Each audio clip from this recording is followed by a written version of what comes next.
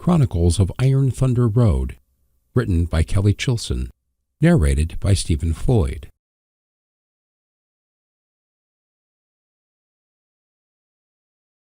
Dedication. To my mother, she endured more pain and misfortune than any two people should.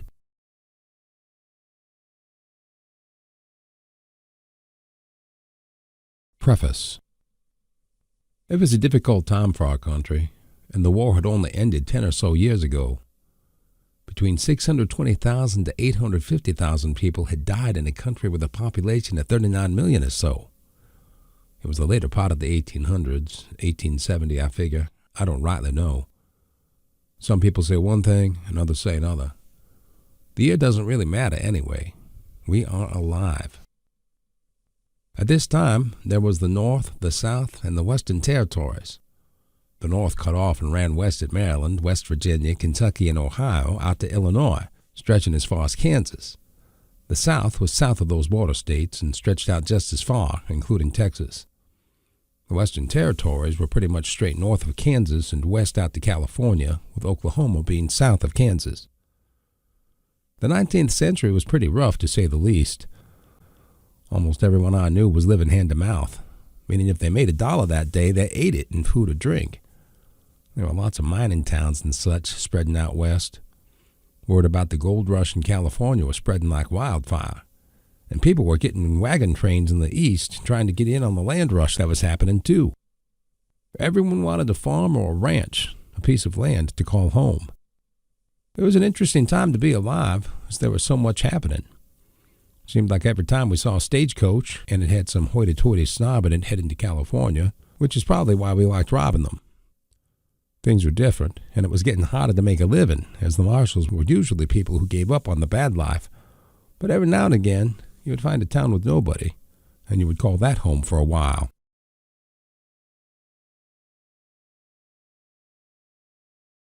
Chapter 1. Before the Storm. As the evening approached, the flag leaves in the wheat field swayed under the soft glow of the sun. 10-year-old Ian, a bundle of freckled energy, wove between the tall stalks, his laughter echoing across the quiet countryside. He was playing the game of his own invention, pretending to be a daring explorer charting unexplored territories. The wind whispered secrets through the wheat, a soothing counterpoint to the frantic beat of his own heart. He imagined himself a hero, a knight on a quest, oblivious to the darkness that was about to enter his life. Then the silence was shattered. A sharp, brutal crack ripped through the peaceful afternoon, echoing across the fields. Ian froze, his laughter dying in his throat. He recognized the sound. It was the sound of his father's hunting rifle, a sound usually associated with crisp mornings and the promise of rabbit stew. But this was different. It felt wrong. He glanced towards the barn. It was a large weathered structure at the edge of the field. A knot tightened in his stomach. He hadn't seen his father all day. "Dad?" he called, his voice barely whispering. No answer. Ian felt confused, more like scared. A sense of unease overcame him, a cold dread that seeped into his bones. He started running, his bare feet pounding against the dry earth, the wheat stalks whipping against his legs. He reached the barn, the large wooden doors casting long, ominous shadows. He hesitated, his hand hovering over the rough wood. He somehow knew that what waited on the other side would change everything. He pushed the door open, the hinges groaning in protest. The barn was dim, the only light flickering through cracks in the wooden walls. The air was thick and heavy, filled with the musty scent of hay and something else, something metallic, acrid. "Dad?" he called again, his voice trembling now. And then he saw him. His father slumped against the far wall, his hunting rifle beside him. A dark red stain was spreading across his chest, staining his favorite flannel shirt. Ian stared, his mind struggling to process what his eyes were seeing. It couldn't be real. It couldn't be real. "Dad?" he whispered, taking a hesitant step forward. His father didn't move. His eyes were open, but they didn't see Ian. They stared blankly at the far wall, filled with an emptiness that chilled Ian. He reached out a hand, his fingers brushing against his father's cold, lifeless hand. He flinched as if burned. His breath hitched in his throat. "Dad, wake up," he pleaded, tears welling in his eyes. "We were going fishing tomorrow, remember? The lake, the new spinnerbait." He shook his father's shoulder gently. "Dad, please." He didn't understand. He couldn't understand. His father, the man who had taught him how to cast a fishing line, the man who had told him stories of brave knights and daring explorers, the man who had always been there, he was just gone. A sob escaped his lips, a small broken sound in the vast silence of the barn. He didn't understand why. He only knew that everything had changed. The world, which had seemed so bright and full of promise just moments before, was now covered in darkness, a darkness that seemed to come from the still figure slumped against the barn wall. He was just 10 years old, and his world had just shattered. There was silence, not a single noise, until a loud screeching sound echoed. The barn door creaked open again, and Ian's mother stood silhouetted against the setting sun. She looked petrified, trying to grasp the tragedy that had befallen her. A strangled sob escaped her lips, a sound that ripped through the stillness of the barn like a physical blow. She rushed to her husband's side, collapsing beside him, her cries echoing through the rafters. "John, no! John, no!" she screamed, her voice raw with grief. She clutched at his hand, her fingers desperately trying to find a spark of warmth in the cold, lifeless flesh. "What have you done?" Ian stood frozen, watching his mother's grief-stricken figure. He felt numb and detached, as if he were watching this scene unfold from a great distance. He wanted to comfort her and to tell her everything would be all right, but the words wouldn't come. He knew, deep down, that nothing would ever be all right again. The next few days passed in a blur of hushed whispers, sympathetic glances, and the constant suffocating weight of grief. The house, once filled with laughter and light, was now covered in heavy silence, broken only by the sound of his mother's sobs. Neighbors brought casseroles and cakes, their faces etched with pity. Ian barely spoke, barely ate. He moved through the house like a ghost, his eyes hollow, his heart aching with a pain he couldn't comprehend. Then came the funeral. The church was packed with people, their faces a sea of somber expressions. Ian stood beside his mother, his small hand lost in hers. He watched as the coffin was lowered into the ground, the thud echoing through the quiet cemetery. He didn't cry. He couldn't cry. He felt a strange sense of detachment, as if this wasn't happening to him, as if it were all a bad dream. But as the mourners began to disperse, leaving him and his mother standing alone by the graveside, the reality of the situation finally began to sink in. His father was gone. He wasn't coming back. The fishing trips, the stories, the laughter, all gone, swallowed by the earth. He looked at his mother, her face pale and drawn, her eyes red and swollen. She looked lost, broken. At that moment, Ian knew he couldn't afford to be a child anymore. He had to be strong for her. "Mom," he said softly, his voice barely a whisper. She looked at him, her eyes filled with a pain that mirrored his own. "It's okay, Mom," he said, though he didn't believe it himself. "We'll be okay." He knew it was a lie. He knew that things would never be the same. But he also knew that he had to say it for her sake. He had to be the strong one now. He had to be the adult. The cart rattled quietly along the dirt road as they made their way home. The house felt empty, hollow. His father's absence was a tangible thing, a heavy weight that pressed down on them both. That night, Ian lay in bed, staring at the ceiling. He thought about his father, about the sound of the gunshot, about his mother's grief. He thought about the future, about the long, empty years stretching ahead of him. He knew that his life was forever different. He was no longer just Ian, the boy who played in the fields. He was something else now. He was the son of a man who had taken his own life. He was the one who had to take care of his mother. He was the one who had to grow up fast. And he knew with a chilling certainty that the world he knew was gone, and in its place was something darker, something harder. The days that followed were a relentless struggle. The small savings his father had carefully put aside over the years were quickly decreasing, barely enough to cover the rent and basic necessities. Ian knew he had to find a way to earn money, help his mother, and keep a roof over their heads. He tried the local farms, offering to do any odd jobs they had. He was small for his age, his frame still lean and wiry. The farmers looked at him, their eyes filled with a mixture of pity and skepticism. "You're just a boy," one of them said, his voice gruff but not unkind. "This kind of work is for grown men." Ian continued, trying to lift heavy sacks of feed, pushing himself to exhaustion. His muscles ached, his hands blistered, but he refused to give up. He needed this job. He needed to provide for his mother. But the farmers were right. He was just a boy. He lacked the strength, the stamina, the experience. He was turned away time and again. His attempts to find other work were equally fruitless.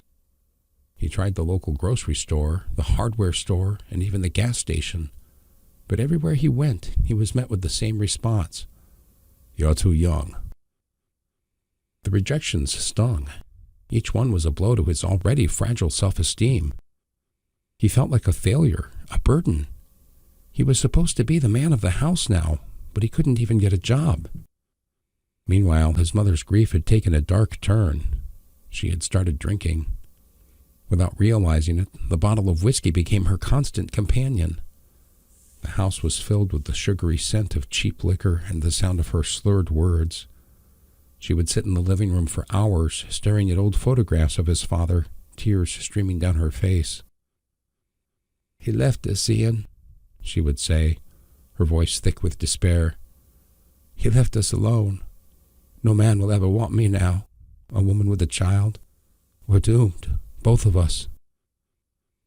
Her words cut into Ian like shards of glass.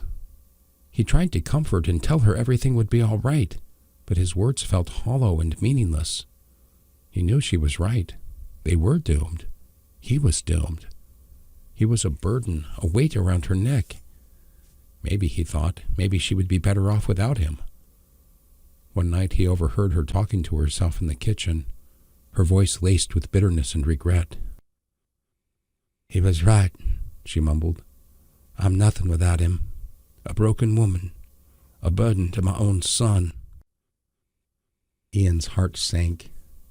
He tiptoed back to his room, the floorboards creaking beneath his feet. He lay in bed, staring at the ceiling, his mind racing. His mother was right. He was a burden. He was ruining her life. Maybe, just maybe, if he left, she would be better off. Perhaps she could find happiness again, find someone who would love her, someone who wouldn't be a constant reminder of her loss. The thought settled in his mind, a cold, hard knot of despair. He didn't want to leave. He loved his mother, but he loved her enough to let her go. He loved her enough to disappear. Just when the darkness threatened to consume him entirely, a flicker of light appeared. An old man, Hemmings, a gruff but kind farmer who lived a few miles down the road, stopped by one morning. Ian, expecting another rejection, braced himself for disappointment. But Hemmings wasn't there to turn him away. "Heard you've been looking for work, son," he said, his voice rough like sandpaper. "My old mare, Bess, she isn't getting any younger.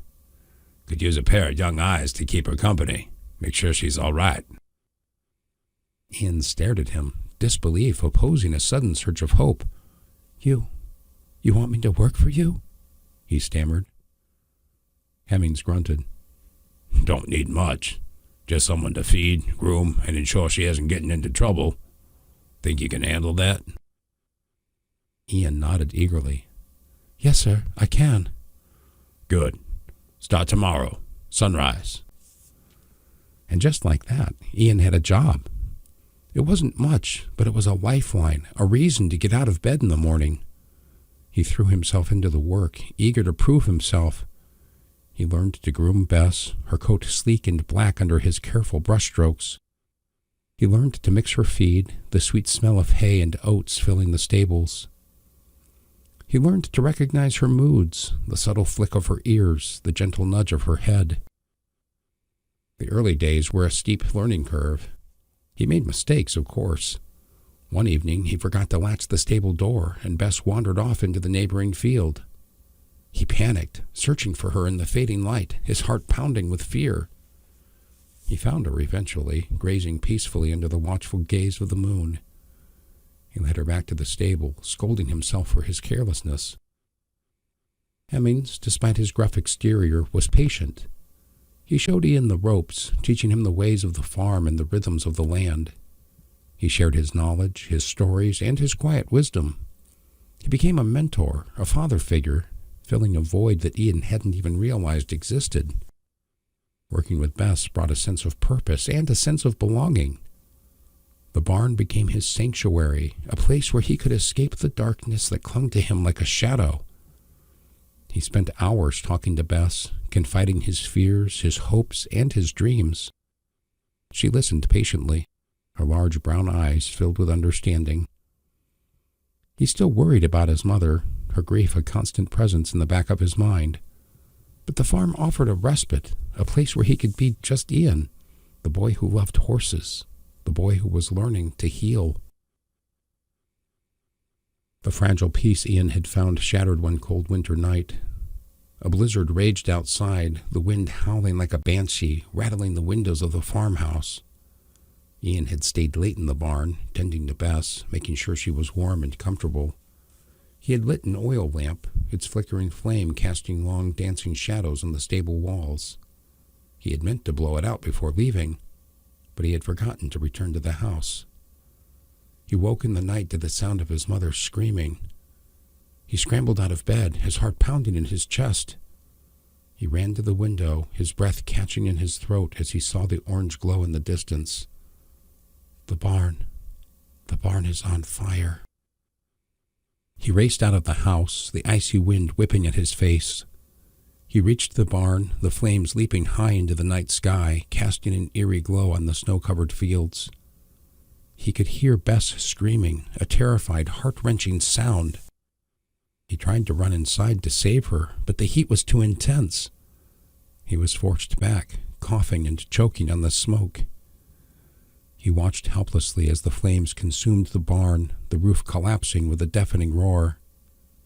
Bess's screams faded, replaced by the crackling of the fire and the howling of the wind. He sank to his knees, tears streaming down his face, his body racked with sobs. I killed her. I killed Bess. When Hemmings arrived, his face was shocked, his eyes filled with a mixture of sadness and anger. He didn't say a word, but Ian knew what he was thinking. He had failed. He had failed Bess. He had failed Old Man Hemmings. He had failed himself. I'm sorry, he choked out, his voice barely a whisper. I didn't mean to. I forgot. Hemmings sighed, his shoulders slumped. I know, son. I know. He placed a hand on Ian's shoulder, his grip firm but gentle. It's all right. These things happen. But it wasn't all right. Ian knew it wasn't right. He had been careless and irresponsible. He had let his guard down, and now Bess was dead. He had lost his job, his sanctuary, his only source of income. He walked back to the house, his head bowed, his shoulders heavy with guilt. He found his mother in the living room, her face pale, her eyes red-rimmed. She looked at him, her expression a mixture of concern and accusation. Ian, what happened? She asked, her voice trembling. burnt down the barn," he confessed, his voice cracking. "I forgot to put out the lamp." His mother's face crumpled. "Oh, Ian," she said, her voice filled with despair. "What are we going to do now?" Ian didn't answer. He didn't know what they were going to do. He had ruined everything. He had lost their only source of income, their only hope. He had failed his mother, just like he had failed everyone else. He sank onto the couch, his head in his hands. He felt nauseous with the weight of his responsibility crushing him. He was only a boy, but he was carrying the burden of a man. He had to take care of his mother. He had to find a way to survive. And he had to make things right. But how? How could he possibly make things right? He was only a 10-year-old boy. He sat there for a long time, the silence in the room broken only by the ticking of the clock and the sound of his mother's quiet sobs. He thought about Bess, about her gentle eyes, her soft muzzle, her warm breath on his cheek. He thought about Old Man Hemmings, about his gruff kindness, his patient guidance. He thought about his father, about the gunshot, about the blood, about the emptiness. And then slowly a new feeling emerged from the ashes of his despair. It wasn't hope, not yet, but it was something.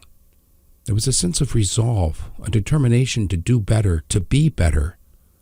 He had made a mistake, a terrible mistake, but he wouldn't let it define him. He would learn from it. He would grow from it. He would become the man he was meant to be.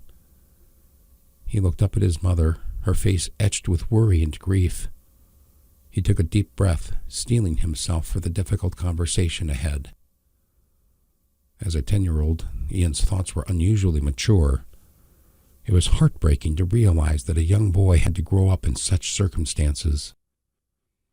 "Mom," he said, his voice firm, "I'm going to fix this.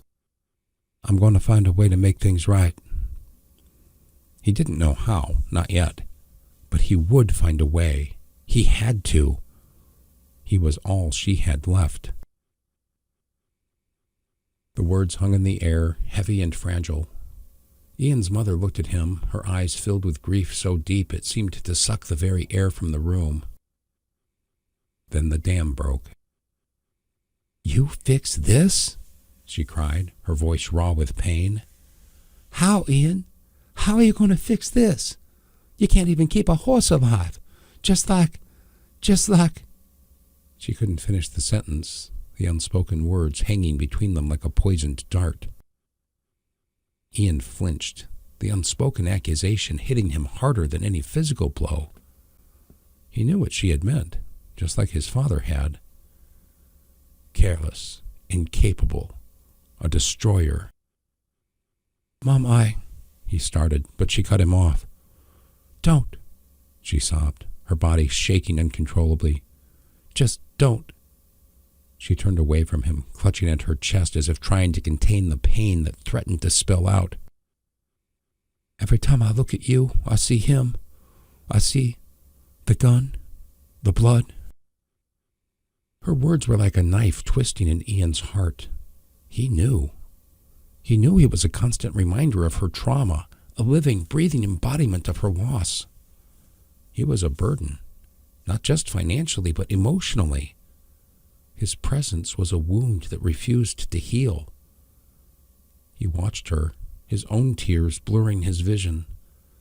He wanted to reach out to her, to comfort her, to tell her he was sorry. But he knew deep down that there was nothing he could say, nothing he could do to ease her pain. He was the source of it.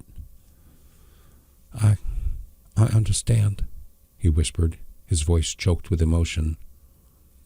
She didn't respond. She just stood there, her back to him, her shoulders shaking with silent sobs. The silence stretched out between them, thick and suffocating. Ian felt a coldness creeping into his bones, a deep despair that threatened to swallow him whole. He looked around the familiar living room, which had once been filled with laughter and warmth, now a stark reminder of everything they had lost. He thought about his father, about the gunshot, about the space he had left behind. He thought about Bess, her gentle eyes, her warm breath on his cheek. He thought about his mother, about her grief, her pain, her despair. And then a realization dawned on him, a cold, hard truth that settled in his heart like a stone. He couldn't help her. He couldn't fix this. He was just a boy, a broken boy, trying to navigate a world that had shattered around him. He needed protection and love in his mother's arms, but instead he felt like a burden, a constant reminder of her pain. She would be better off without me. The thought settled in his mind, a cold, hard knot of despair. It was a terrifying thought, but it was also a liberating one. He couldn't stay here. He couldn't keep hurting her. He had to leave. He had to disappear. He looked at his mother one last time, her figure silhouetted against the dim light of the living room window. He knew he would never forget her, never stop loving her, but he also knew that he couldn't stay. He had to go. He turned and walked out of the living room quietly. He went to his room, packed a few insufficient belongings into his backpack, and then, without a word, without a goodbye, he slipped out of the house into the cold, dark night. He didn't know where he was going. He just knew he had to leave. He had to disappear. He had to set his mother free.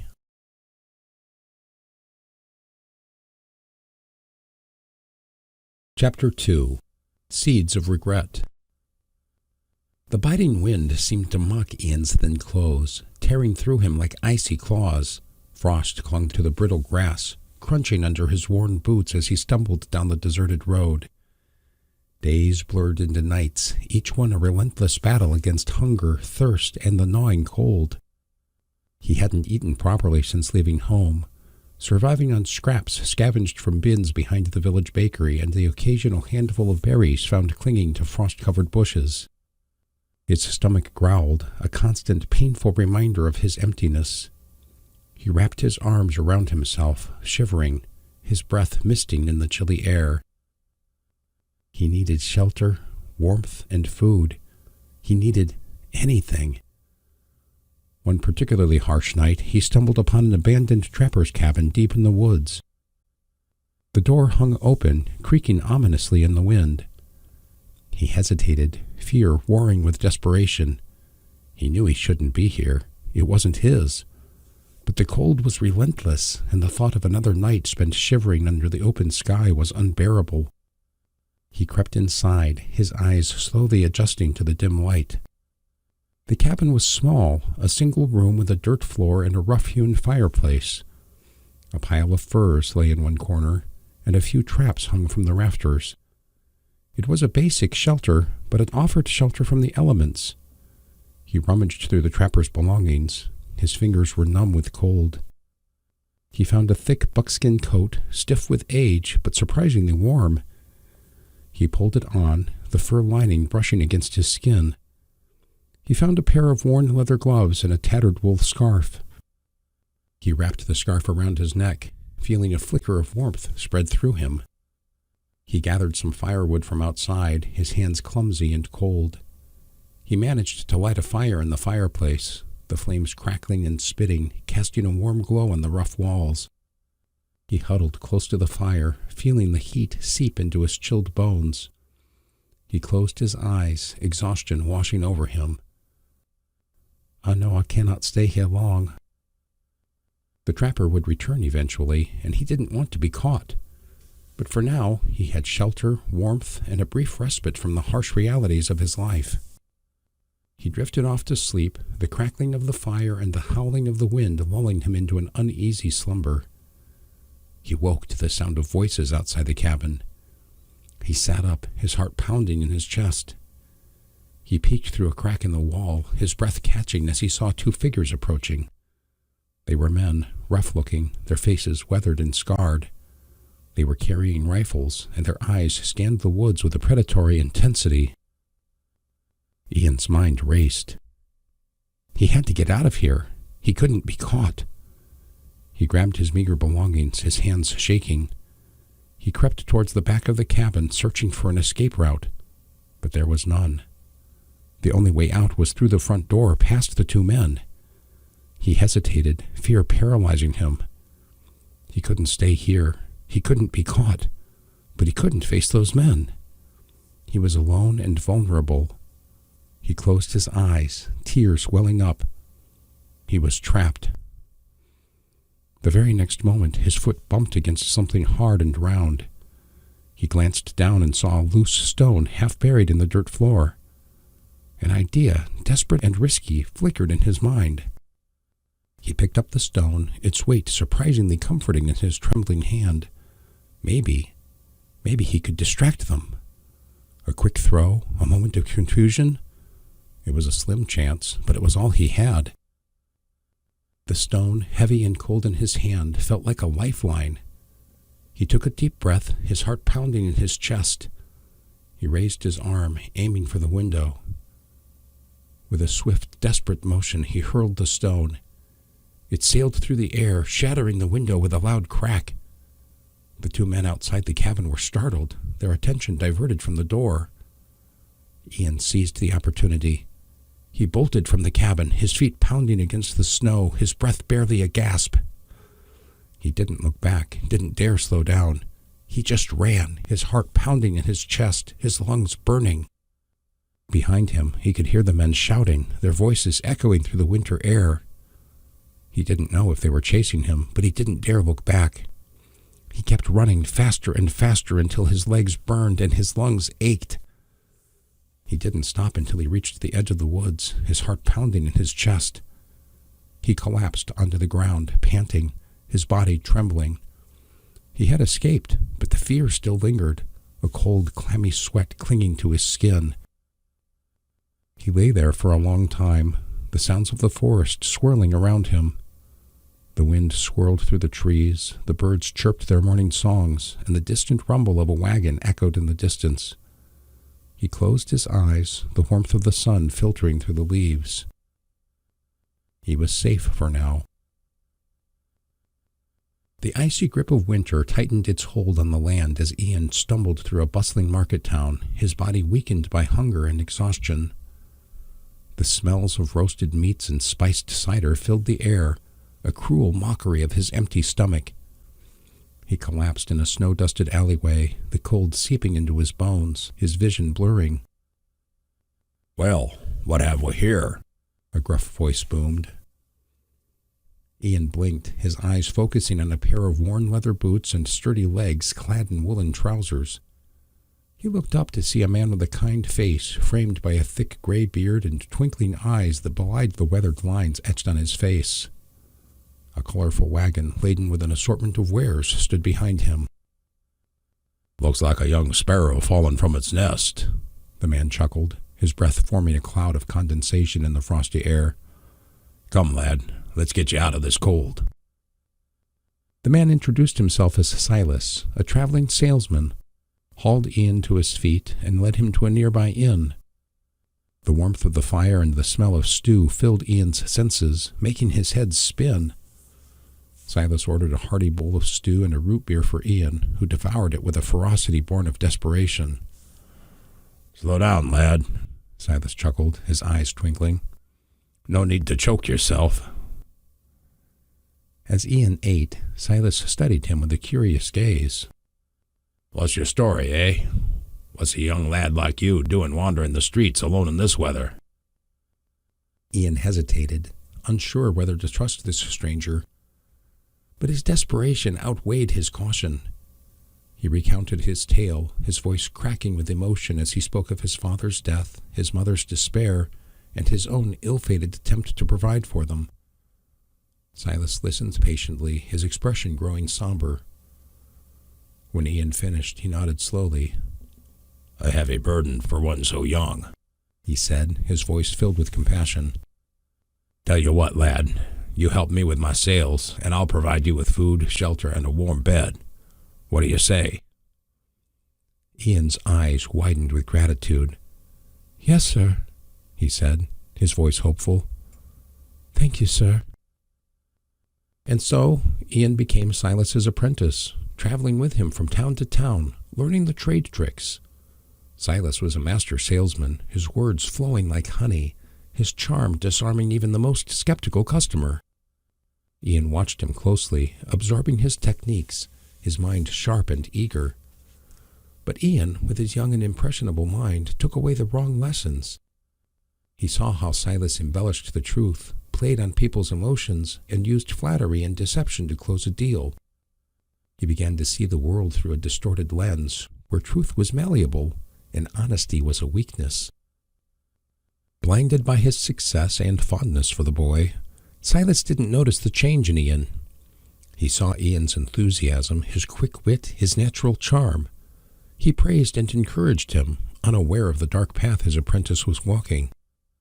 But the seeds of deceit had been sown, and they were taking root in Ian's heart, twisting his perception of the world, blurring the lines between truth and falsehood. He was learning to be a salesman, yes, but he was also learning to be a liar, a manipulator, a master of deception, and the consequences of his lessons would soon come back to haunt him. With his flamboyant gestures and silver tongue, Silas was a master of the dubious art of selling miracle cures and elixirs of youth. He peddled his wares with a wink and a smile, his words weaving a combination of hope and hyperbole. He had a knack for sensing people's vulnerabilities, deepest desires and fears, and exploiting them ruthlessly. Ian, ever observant, watched Silas's every move, his young mind absorbing the tricks of the trade like a sponge. He saw how Silas exaggerated the benefits of his tonics, invented testimonials, and preyed on the gullible and the desperate. He saw how money flowed into Silas's pockets, how people lapped up his lies, eager to believe in the impossible. "It's all about telling a good story, lad," Silas would say, his eyes twinkling with mischief. "People want to believe in magic. They want to believe in hope. Give them what they want, and they'll reward you handsomely." Eager to please his benefactor and prove his worth, Ian embraced Silas's teachings with dedication. He started small, embellishing the truth, adding a touch of drama to his sales pitch. He saw how people responded, their eyes widening with excitement, their hands reaching for their purses. He felt a thrill, a sense of power as he manipulated their emotions, desires, fears, and hopes. Ian began to experiment, testing the boundaries of truth and pushing the limits of deception. He told stories, spun tales, and created illusions. He saw how easily people were swayed by his words and how readily they believed his lies. He felt a growing sense of control, a mastery over their perceptions. But his conscience, still tender, began to gnaw at him. He saw the disappointment in people's eyes when the miracle cures failed to deliver on their promises. He heard the whispers of discontent, the accusations of fraud. He felt a growing unease, a sense of guilt that he couldn't shake off. But his empty stomach roared louder, drowning out his conscience's whispers. Just like that, on a busy day in a small village market, Ian decided to put his skills to the test. He approached an elderly woman, her face etched with wrinkles, her eyes clouded with age. He saw her vulnerability, her desperation for relief from her aches and pains. He launched into his sales pitch, his words flowing smoothly, his voice filled with false concern. "My dear lady," he said, his voice soft and soothing, "I can see your suffering, those aches, that stiffness, they're robbing you of your joy. But I have something that can help." He offered her a miracle tonic, a concoction of herbs and spices that he claimed would cure her ailments, restore her youth, and bring her happiness. He painted a vivid picture of her future, free from pain, filled with joy and vitality. The old woman listened intently, her eyes fixed on Ian's face. He saw a flicker of hope in her eyes, a desperate yearning for his words to be true. He pressed on, his voice growing more persuasive, his lies more elaborate. But as he reached the climax of his pitch, the older woman's expression contorted. Her eyes narrowed, her lips tightened, and a look of disgust spread across her face. "You lying little snake," she spat, her voice sharp as a whip. "You think you can fool me with your fancy words and your false promises? I've lived long enough to see through your kind. You're nothing but an impostor, a cheat, A disgrace!" She launched into an outburst, her words like daggers piercing Ian's heart. She criticized him for his dishonesty, lack of empathy, and willingness to exploit the vulnerable.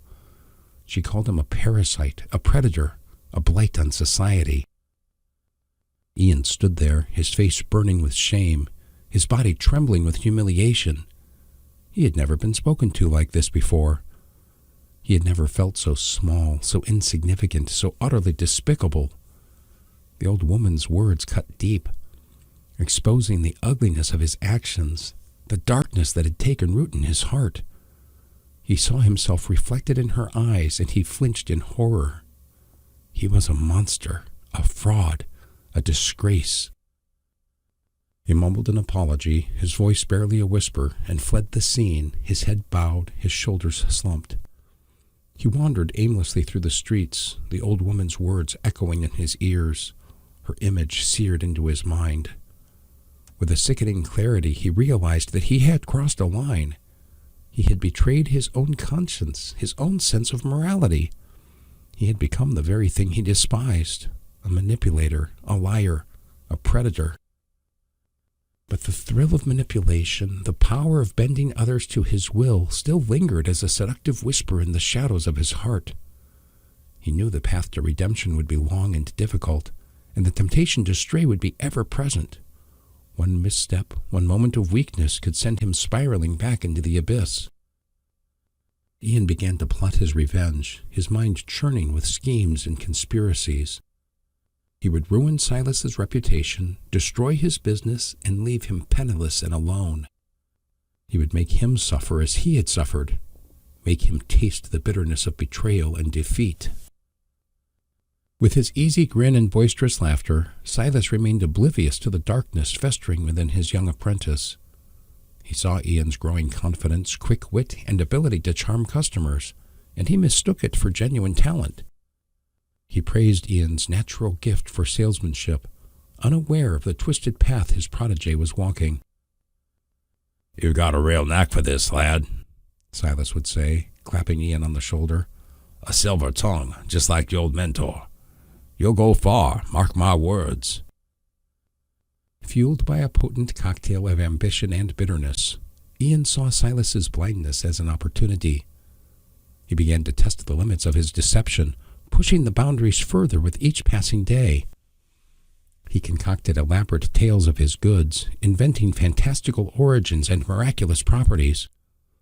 He saw how easily people were influenced by his words and how readily they parted with their money. But his lies were not merely aimed at unsuspecting customers. He began to weave his web of deceit around Silas, subtly manipulating his perceptions and planting seeds of doubt and suspicion. He inflated the prices of their goods, pocketing the difference. He fabricated expenses, claiming to have lost money or damaged merchandise. More subtly, he began to plant small seeds of doubt about the quality of their goods, suggesting that perhaps a competitor's goods were superior or that Silas's tonics were losing their strength. He would do this in front of customers, then quickly backtrack and claim he was joking, leaving Silas to scramble to reassure the customer. He even began spreading rumors about Silas's past, hinting at previous misunderstandings with customers or authorities, making Silas constantly defensive and on edge. This created an atmosphere of unease and distrust, slowly eroding Silas's confidence and reputation. Still unaware of Ian's true nature, Silas trusted his young trainee, oblivious to the danger lurking beneath the surface. He remained blind to Ian's subtle manipulations, growing resentment, and thirst for revenge. He saw Ian's growing success as proof of his mentorship, his chest swelling with pride. He continued to shower Ian with praise and encouragement, oblivious to the monster he was nurturing in his bosom. The stage was set for a confrontation between mentor and protege, trust and betrayal, and innocence and corruption.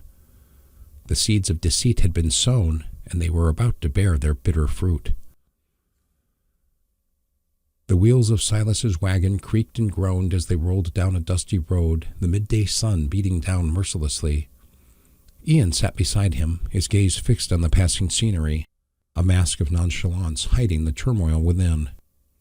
He had just concluded another successful sale, his pockets heavy with ill-gotten coins, but the con's thrill had faded, replaced by a gnawing emptiness. Silas was in high spirits, though a subtle tension had crept into his demeanor over the past few days, a tension Ian hadn't noticed. "Another satisfied customer, lad," he boomed, slapping Ian on the back with a hearty laugh that seemed to touch forced. "You've got the magic touch, I tell you. We'll be rolling in riches before you know it." Ian forced a smile, his stomach churning with guilt and resentment. He had grown tired of the charade, the constant deception, the exploitation of people's trust. But he saw no escape from the path he had chosen, no way to redeem himself or reclaim his lost innocence. Ian had been weighing his options for days. Silas's brand of deception had begun to feel like a cage, and Ian knew he had to break free. He had decided that today was the day he would take what he could and strike out on his own. As they approached a bustling market town, Silas announced his intention to replenish their supplies. "You stay here, lad," he instructed, his eyes lingering on Ian for a moment too long. "And keep an eye on the wagon. I'll be back in a jiffy." Ian nodded, his mind already racing with possibilities.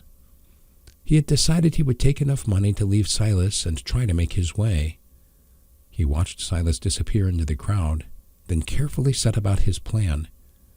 He rummaged through Silas's belongings, his fingers deftly locating the hidden pouch where Silas kept his earnings. He carefully selected more coins than before, then carefully replaced the pouch, ensuring there was no trace of his theft. He settled back on the wagon seat, feigning innocence as Silas returned, his arms loaded with supplies.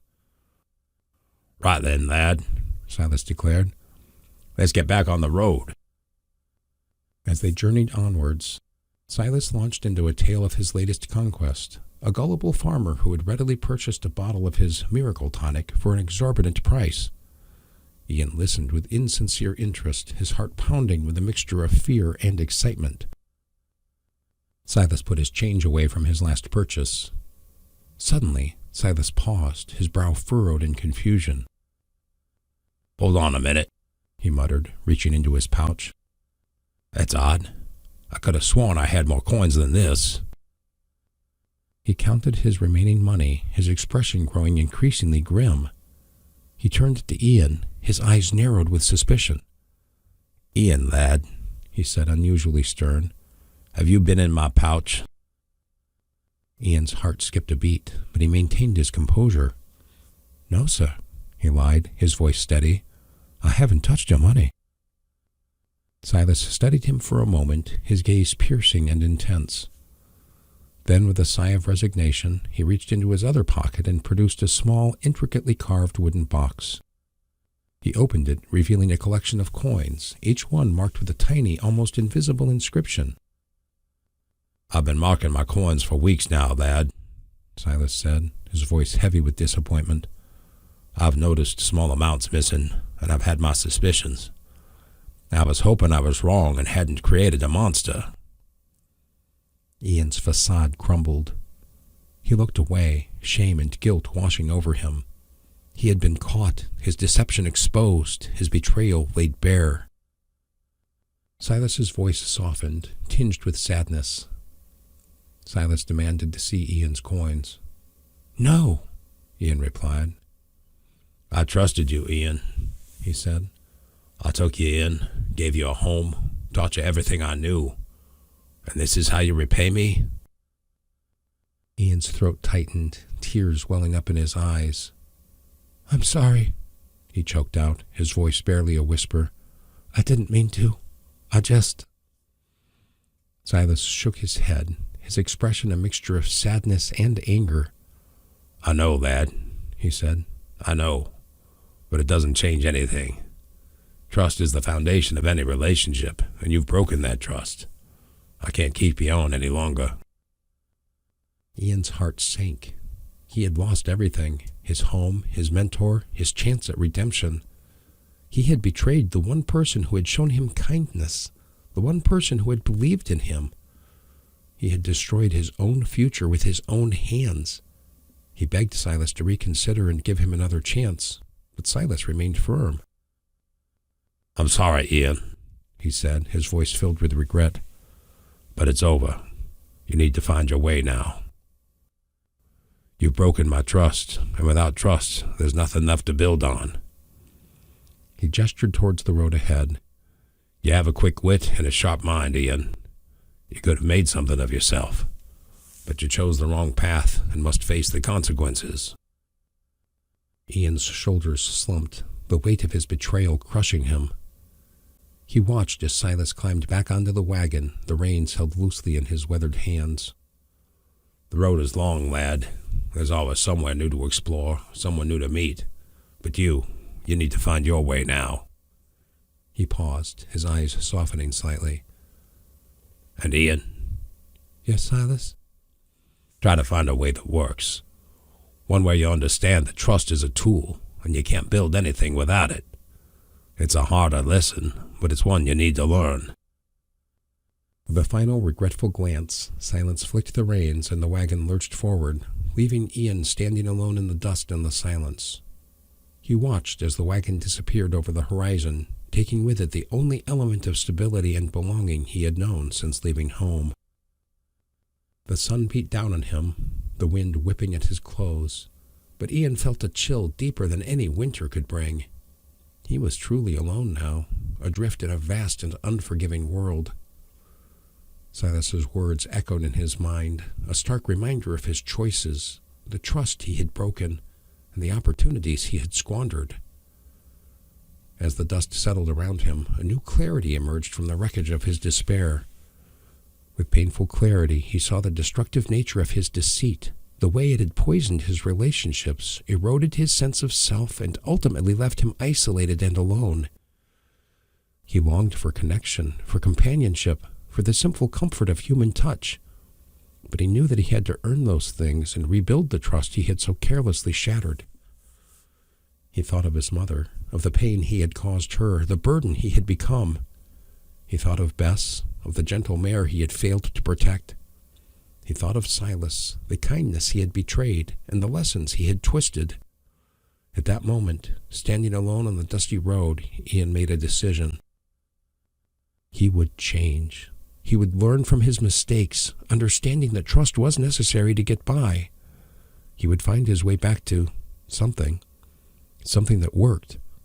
It wouldn't be easy. He knew that. The road ahead would be long and hard, filled with challenges and temptations. He would find his way back to himself, the boy who had to learn how the world really worked. He took a deep breath, the air filling his lungs with a newfound sense of self-reliance. He would start now, on his own terms. He would learn to be more selective and make people earn his trust, but also to rely on his own wits and his own strength. He would survive, and he would flourish.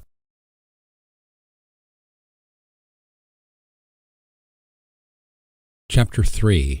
The Cowboy's Code. A wind, sharp as a shard of ice, carried the ghost of winter, its dampness clinging to the weave of Henry's coat. He watched as the skeletal branches of the orchard trees swayed, their bare limbs reaching towards a sky the color of bruised slate. He knew spring was coming. You could feel it in the subtle shift of the air, a promise of warmth hidden beneath the lingering cold. But the winter's grip was firm, a reminder of the harshness that had shaped this land and him. He had been gone 3 years, chasing the fleeting warmth of seasonal work, drifting from harvest to harvest, from one fleeting camaraderie to another. But the rootlessness had begun to worry him, a constant ache in his bones. He was 16, maybe 17. He'd lost track. Time blurred when you were always moving. Now he was back, drawn to the familiar rhythm of the farm, the steady pulse of the earth. He had started here when he was just 10, a skinny kid eager to prove himself. The barn doors creaked open, revealing the dim interior where a handful of men were preparing seed trays. The air was thick with damp earth and freshly cut wood. Henry stepped inside. The familiar smell was a comforting balm. "Henry, Back with us, then? Old Thomas grinned, his face a roadmap of wrinkles, his eyes crinkled at the corners. Aye, Thomas, Henry replied, a flicker of warmth spreading through him. Planting season's almost upon us, isn't it? Just in time, Thomas chuckled, gesturing towards a pile of seed trays. We've got a mountain of work to do. You remember how it goes, don't you? Henry nodded, his gaze sweeping over the scene. The men worked in a quiet rhythm, and their movements were practiced and efficient. He picked up a tray, his fingers tracing the rough texture of the wood. The ground's still cold, he observed, his voice low. We'll need to keep these warm. Aye, and watch for frost, another worker, a young man with calloused hands named Elias, chimed in.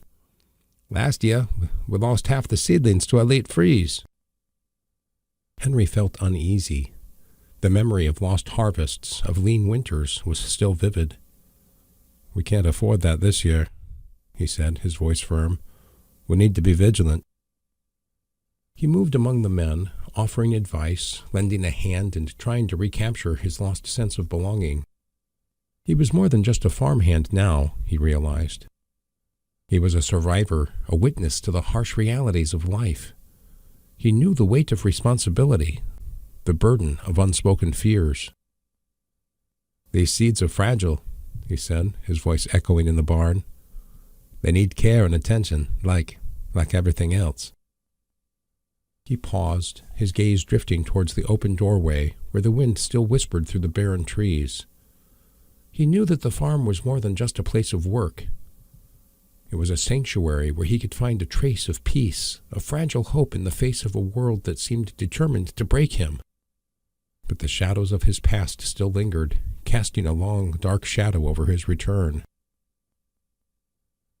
The rhythmic clang of a hammer against metal echoed across the farmyard, a steady beat against the scenery of the morning's work.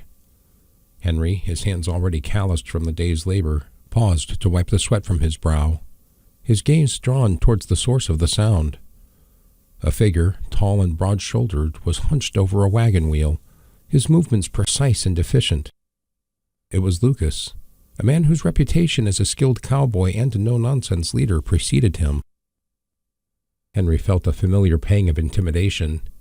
He had known Lucas since he was a kid and had even worked alongside him in the fields before he left the farm. But Lucas had always possessed an aura of authority, a quiet strength that commanded respect. Now in his teens, Henry still felt overshadowed by the man's presence. He approached cautiously, his boots crunching on the pebbles. "Morning, Lucas," he said in a tone that showed respect. Lucas straightened his eyes, the color of weathered leather settling on Henry. A flicker of recognition crossed his face. "Henry," he acknowledged, his voice gruff but not unkind. "Back again, are you?" "Yeah," Henry replied, shifting his weight from one foot to another. "I figured it was time." Lucas grunted, his gaze returning to the wagon wheel. "Good to have the help," he said, his tone matter-of-fact. "A lot to do before the planting starts." Henry nodded, watching as Lucas effortlessly tightened a rod, his muscles rippling beneath his worn shirt. He remembered his father admiring Lucas, praising his work ethic and dedication to the farm. Now, seeing the man in action, Henry understood the source of that respect. "Your father would be glad to see you back," Lucas said, his voice surprisingly soft. Henry's breath hitched. It was the first time anyone had mentioned his father since his return. "I hope so," he murmured, a wave of sadness overcoming him. Lucas clapped a hand on Henry's shoulder, a gesture of unexpected comfort. "He was proud of you," he said, his eyes holding Henry's gaze. "Always were." Henry swallowed hard, and the lump in his throat made speaking difficult.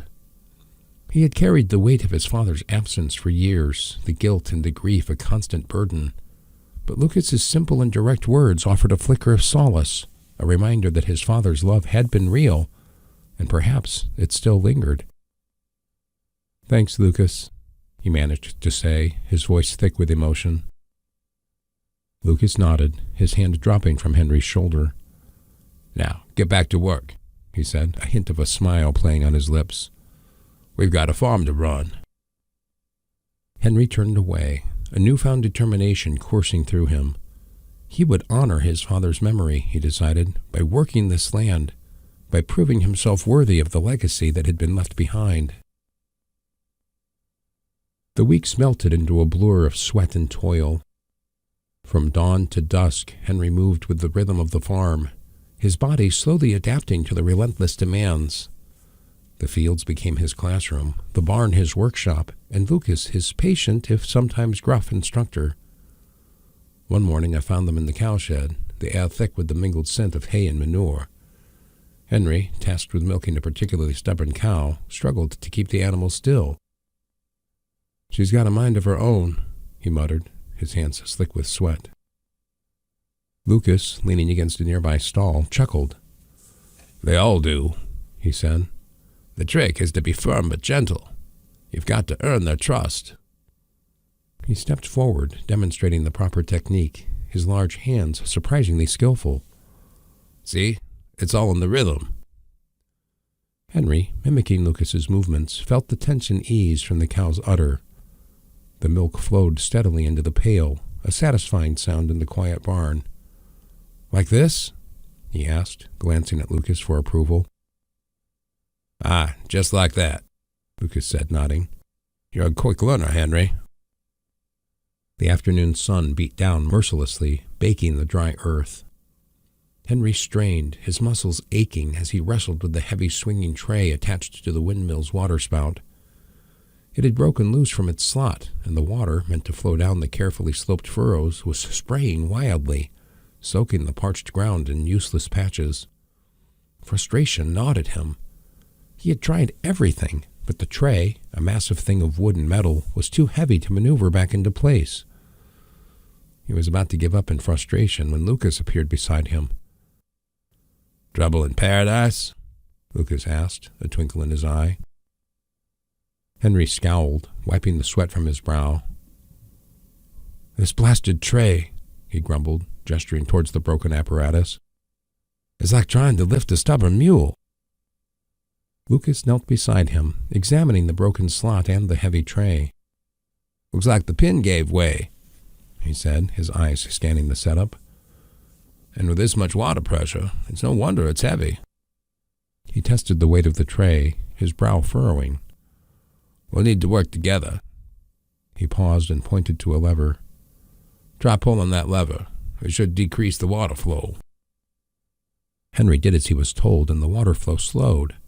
"Now," Lucas said, "let us lift it together." Together, they carefully maneuvered the heavy tray, Lucas guiding Henry's movements until the tray slotted back into place with a satisfying click.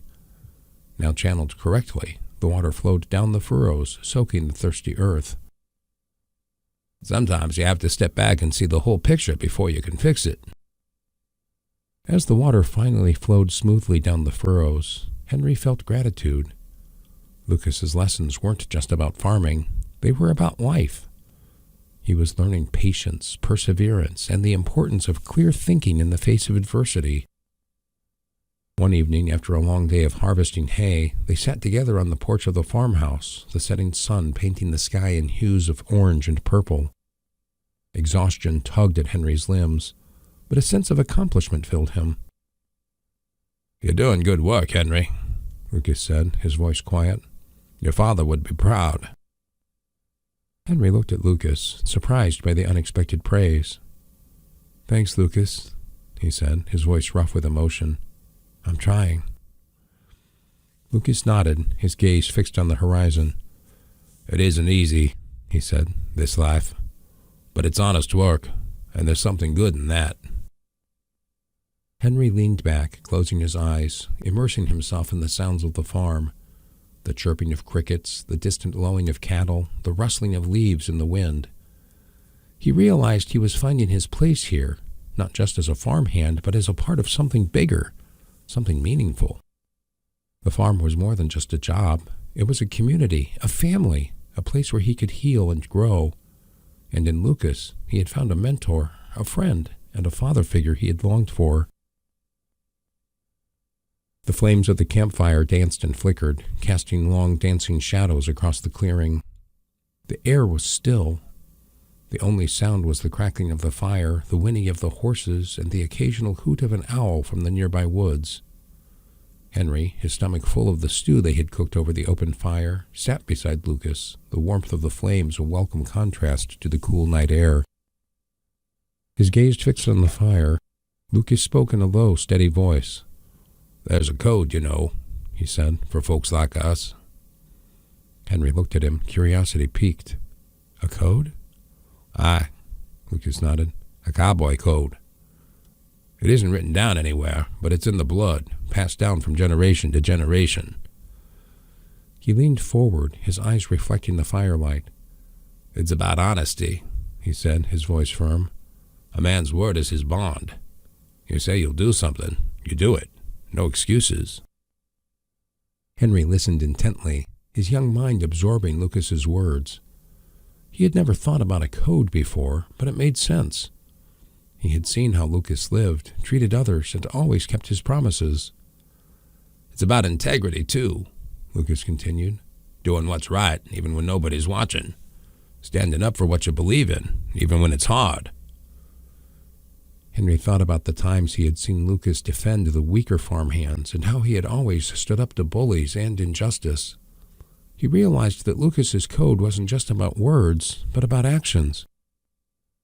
"And it's about courage," Lucas said, his voice taking on a steely edge.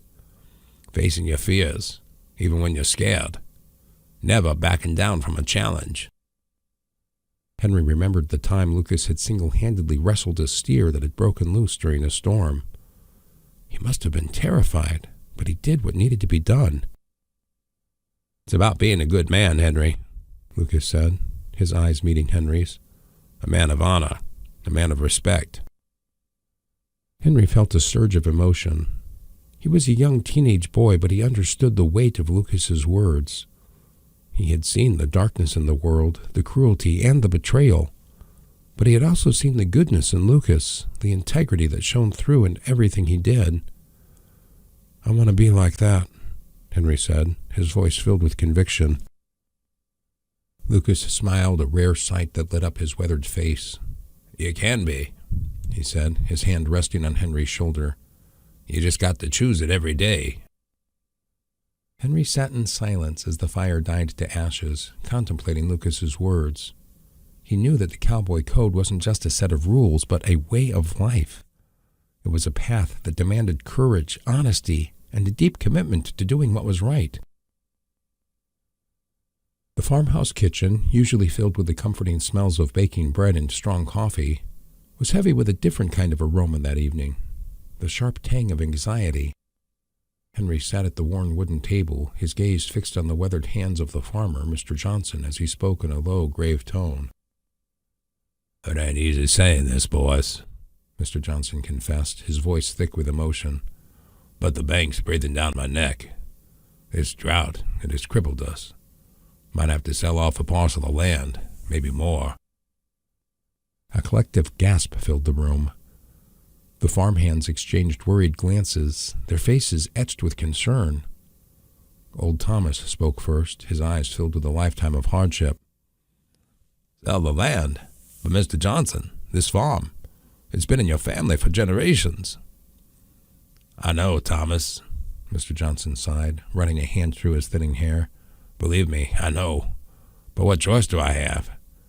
This ain't the days of the Homestead Act anymore. Can't just work the land and expect it to provide."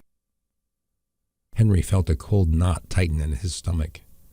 He had heard whispers of farmers struggling, of families losing their land to banks and debt. But to hear it now, so close to home, was a blow. His farm wasn't just a job. It was a lifeline he had come to rely on, a place that felt like family. "What about the workers, Mr. Johnson?" Elias spoke up, his voice trembling. "What happens to us if you sell?" Mr. Johnson looked at each of them, his eyes filled with regret. "I'll do what I can, boys. Try to find your placements and give you good references. But I can't make any promises." The room fell silent, the weight of uncertainty pressing down on them. Henry felt a surge of anger, a sense of betrayal. He had worked hard, given his all to this farm, and now it might be snatched away? It wasn't fair. Lucas, who had been listening quietly, finally spoke, his voice calm and steady. "We'll face this together," he said, his gaze sweeping over the men. "Like we always have. We'll work harder and smarter. We'll find a way." His words, though simple, offered a glimmer of hope. Henry looked at Lucas, his mentor, his rock in this storm. He saw the determination in his eyes, the firm spirit that had always guided them. As the meeting broke up, Henry lingered, watching the men shuffle out, their shoulders slumped with worry. He felt a deep connection to this community, to these people who shared his struggles, his fears, and his hopes. The farm was more than just land and crops. The people, the bonds they had forged, and the shared experiences had woven them together. And he knew, with a certainty that settled deep in his bones, that he would do whatever it took to protect this place, this family, this fragile sense of belonging he had found. The atmosphere suddenly vibrated with a different sound, a chorus of panicked bleats and the chilling howl of wolves. The sun, a molten disk in the late afternoon sky, cast long, distorted shadows across the fields, amplifying the chaos. But something was off. The wolves' eyes gleamed with an unnatural ferocity, an almost feverish intensity that made Henry's skin crawl. "Rabid!" Lucas shouted, his voice cutting through the din. "They are rabid! Get the livestock to the barn!" The farmhands scattered, their faces pale with fear. Henry, his mind reeling, remembered Lucas's lessons about courage, about facing fear head-on. He couldn't freeze. He had to act. But as he looked closer, he noticed something else. The wolves' fur was matted and blood-soaked, and there was a strange metallic smell clinging to them. A fresh kill? He grabbed a thick wooden staff, his knuckles white against the rough bark. "We can't let them get to the barn," he yelled, his voice surprisingly steady. "We have to hold them back." The wolves, driven by a primal hunger, lunged at the cattle, their snapping jaws closing on flesh and bone. The air filled with the stench of blood and the agonized cries of the animals, but their attacks had a strange, unnatural strength, a coordinated ferocity that seemed almost orchestrated. His face grim, Lucas moved with a speed that belied his age, his rifle cracking through the air. Each shot was precise, each bullet finding its mark. But the wolves kept coming, their numbers seemingly endless, and their attacks seemed to be coming from strategic directions, almost as if they were being herded. Henry raised his staff and charged into the fray, his adrenaline surging. He swung the staff with all his might, the wood connecting with the flank of a wolf, sending it yelping back. He remembered Lucas's teachings about animal care and protecting the vulnerable. He had to protect the animals. He had to protect the farm.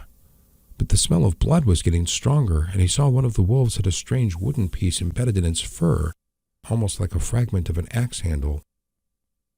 A wolf, its eyes burning with madness, lunged at him, its teeth bared. Henry sidestepped, his staff connecting with the wolf's snout, sending it sprawling. He felt immense fear, but he didn't back down. He remembered Lucas's code, to not back down from a challenge. But as he looked at the wolf, he saw its eyes were not just rabid, but almost maniacal. "Henry, over here!" Lucas shouted, his voice hoarse. He was struggling to hold back a group of wolves that were trying to flank them. He stared with a puzzled expression at one of the downed wolves. "These ain't normal wolves." Henry, his heart pounding, ran toward Lucas, his staff raised. Together they fought back the wolves, their movements synchronized with solid determination. They worked as one, just like Lucas had taught him. But as they fought, Henry's mind raced. The smell of blood, the wooden axe handle, the unnatural coordination. Something was wrong. This wasn't just a rabid pack. They were in bloodlust and probably just killed something or someone. The chaos raged for what seemed like an eternity. The air filled with the smell of blood and fear. Finally, as the last of the wolves retreated into the shadowy forests, a heavy silence descended over the fields. But the silence was broken by the lingering smell of blood and the unnerving feeling that they had just faced something far beyond the natural world. Henry, his body trembling, his breath ragged, looked at Lucas. They were both covered in dirt and blood, their faces etched with exhaustion.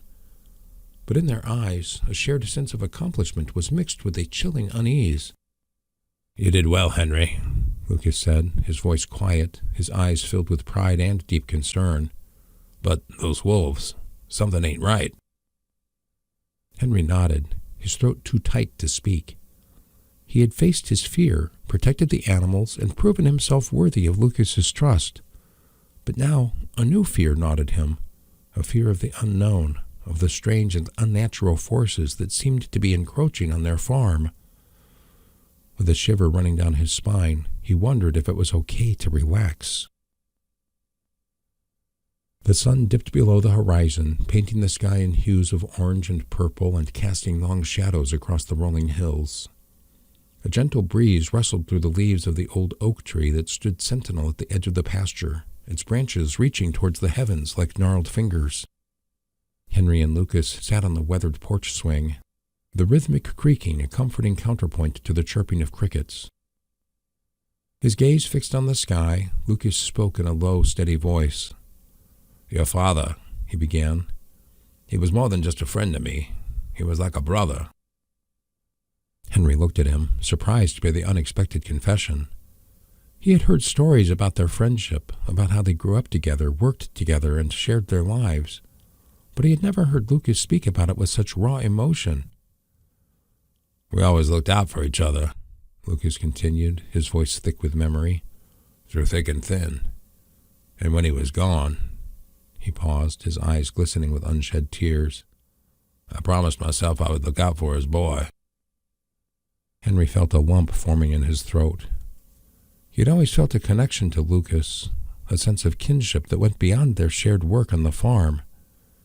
Now he understood the depth of that connection, the loyalty that bound them together. "I want to help you, Henry," Lucas said, his eyes meeting Henry's. "I want to teach you everything I know. I want to see you become the man your father would be proud of." Henry's heart swelled with gratitude. He had spent so long feeling lost, adrift in a world that seemed determined to break him. But now he saw a path forward, a chance to build a future and to honor his father's memory. "I don't know what to say, Lucas," he stammered, his voice choked with emotion. "Thank you." Lucas smiled a rare and genuine expression that lit up his weathered face. "You don't have to say anything, son," he said, his hand resting on Henry's shoulder. "Just be willing to learn, to work hard, to never give up." Henry nodded, his eyes fixed on the horizon. He remembered the doubt that had plagued him, the fear that he wasn't good enough, that he didn't belong. But now, with Lucas's support, he felt a surge of determination. He would prove himself worthy of this trust. He would honor Lucas's faith in him. As the stars began to twinkle in the darkening sky, Henry felt a sense of peace settling over him. He was no longer just a farmhand. He was an apprentice, a student, and a son. In the quiet of that evening, under the watchful gaze of the old oak tree, he knew that he had found his place in the world. The sun, a blazing orb of fire, dipped below the horizon, painting the sky in breathtaking crimson, gold, and violet. The farm, silhouetted against this magnificent background, stood as evidence of years of toil and dedication. But the beauty of the sunset was tinged with a sense of melancholy, a premonition of change that hung heavy in the air. Henry was standing at the edge of the field, his gaze fixed on the fading light. He had spent his entire life on this farm, from the time he was a scrawny 10-year-old, eager to prove himself, to the young man he was now, forged in the fires of hardship and mentorship. He had worked every spring, every summer, every autumn, his hands calloused, his body strong, his spirit intertwined with the rhythm of the land. He felt betrayed, even though he knew it wasn't Lucas's fault. The farm, the land, the only constant in his life, was about to be taken away. He had poured his sweat and tears into this place, learned from Lucas, and found a sense of belonging. Now the prospect of its sail loomed like a dark cloud, casting a shadow over his future. He thought of the conversations in the farmhouse, the hushed tones, the worried faces, and the desperate attempts to find a solution. He thought of Mr. Johnson's weary eyes, the weight of responsibility etched on his face. He thought of Lucas, his mentor, his friend, his anchor in a sea of uncertainty. "It's a beautiful sunset," Lucas said, his voice breaking the silence. He stood beside Henry, his gaze mirroring Henry's. Henry nodded, his throat tight. "Aye," he murmured, "but it feels different." "Change is coming," Lucas said, his voice low. "It always does." Henry turned to him, his eyes filled with a mixture of fear and confusion. "What am I going to do, Lucas?" he asked, his voice barely a whisper. "This is all I know." Lucas placed a hand on Henry's shoulder, his grip firm.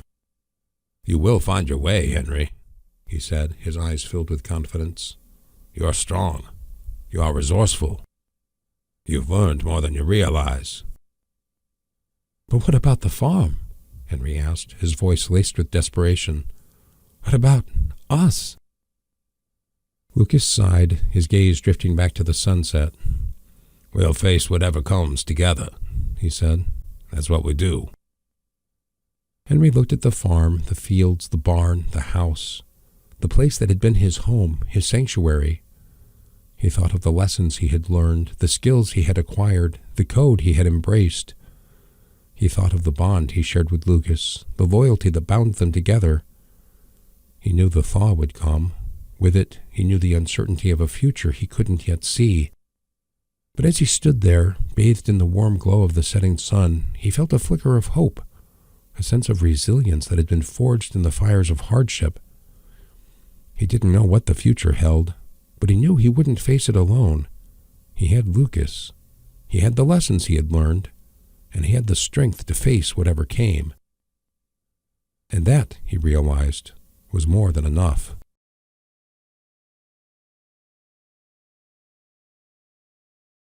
Chapter 4. Ryan's Trail. The farm was just gone.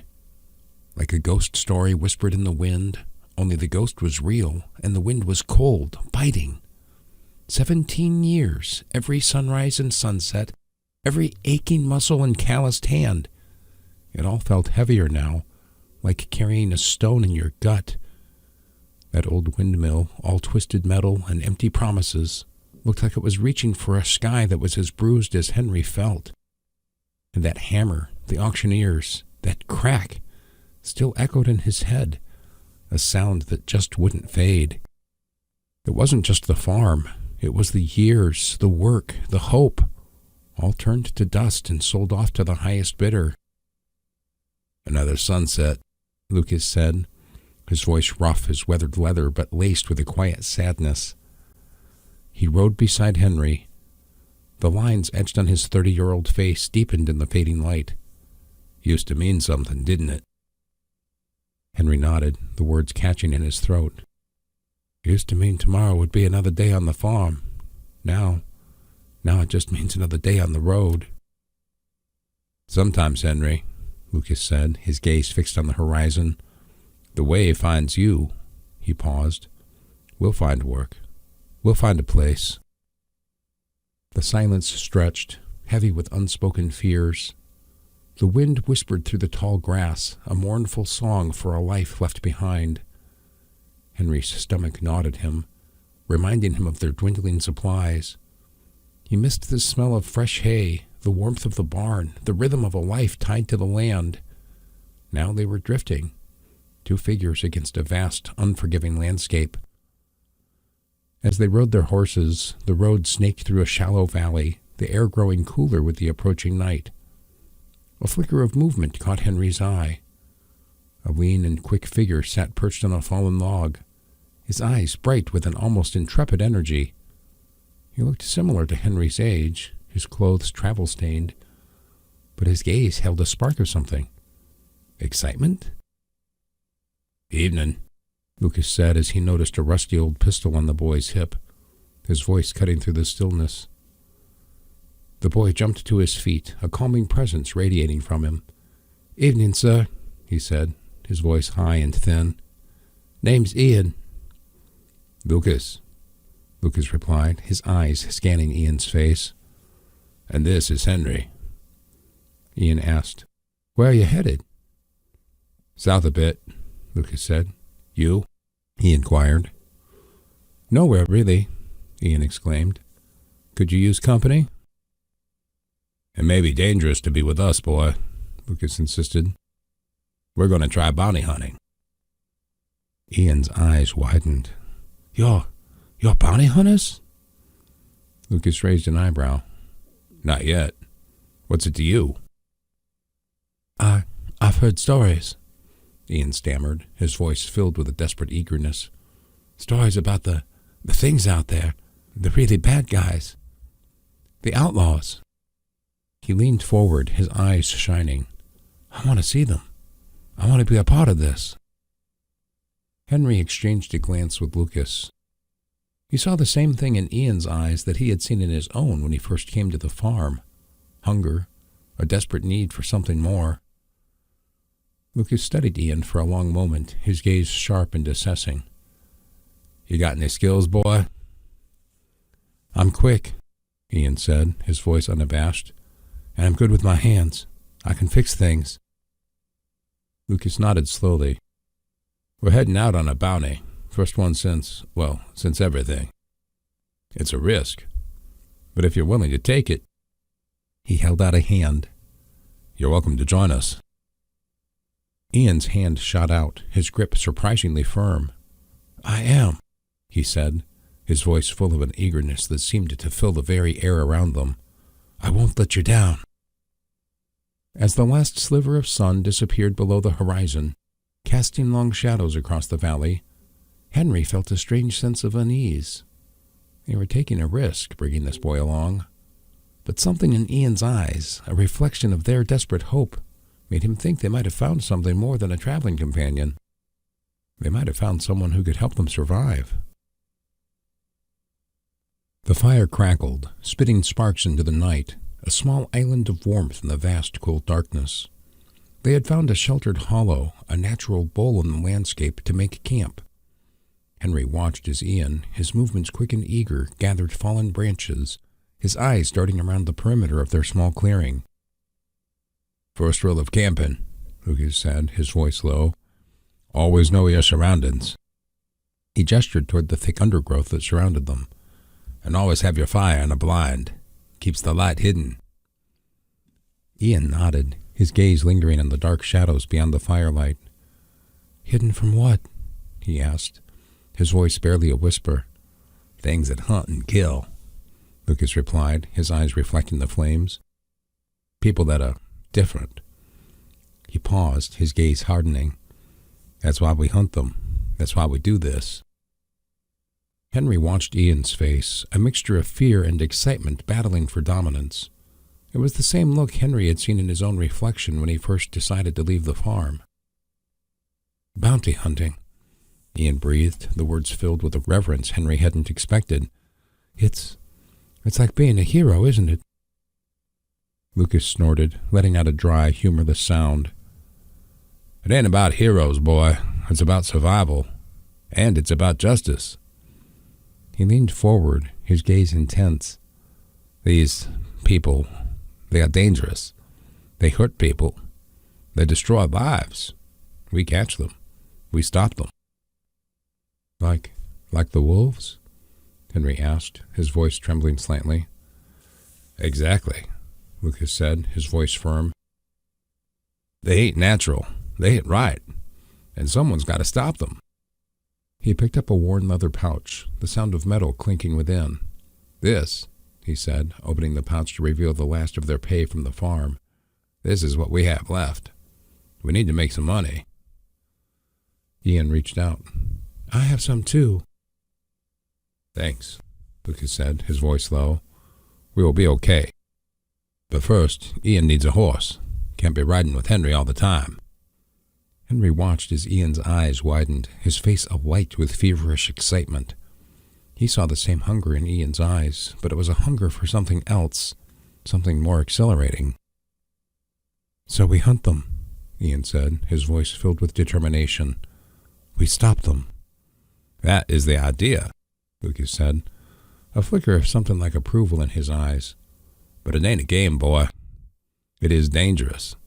You make one wrong move, and you are dead." Ian's smile didn't waver. "I can handle it," he said, his voice filled with a confidence that seemed out of place in the darkness. "I need this." Henry understood that feeling. The farm, the fields, the endless cycle of planting and harvesting had become a cage. He had yearned for something beyond the familiar that would ignite a spark in his soul. And now, watching Ian, he saw that same yearning reflected in another's eyes. As the fire died down, casting long dancing shadows across the clearing, Henry felt a sense of unease. They were entering a world of danger, a world of the unknown. But he also felt a flicker of excitement, a sense of purpose that had been missing for too long. They were hunters now, chasing the shadows, seeking justice in a world that had turned dark. And Ian, with his bright eyes and eager spirit, was ready to run alongside them. The smell of bacon, a forbidden luxury from a forgotten life, snaked into Ian's dreams, twisting them into a confusing hunger. He woke with a gasp, his stomach growling in protest. "Henry, where did we get the bacon?" Disoriented, he blinked at the unfamiliar surroundings. A newly tended fire, the looming shadows of the trees, and the unfamiliar weight of the pistol tucked into his waistband. The Colt Army six-shooter that he stole. The memory of the last bounty hunt, the thrill of the chase, and the metallic tang of blood flooded back. He was a bounty hunter now, a protector. His thoughts screeched to a halt. There was someone else at the campfire. A man, tall and broad-shouldered, his face obscured by the shadows, was hunched over a sizzling pan.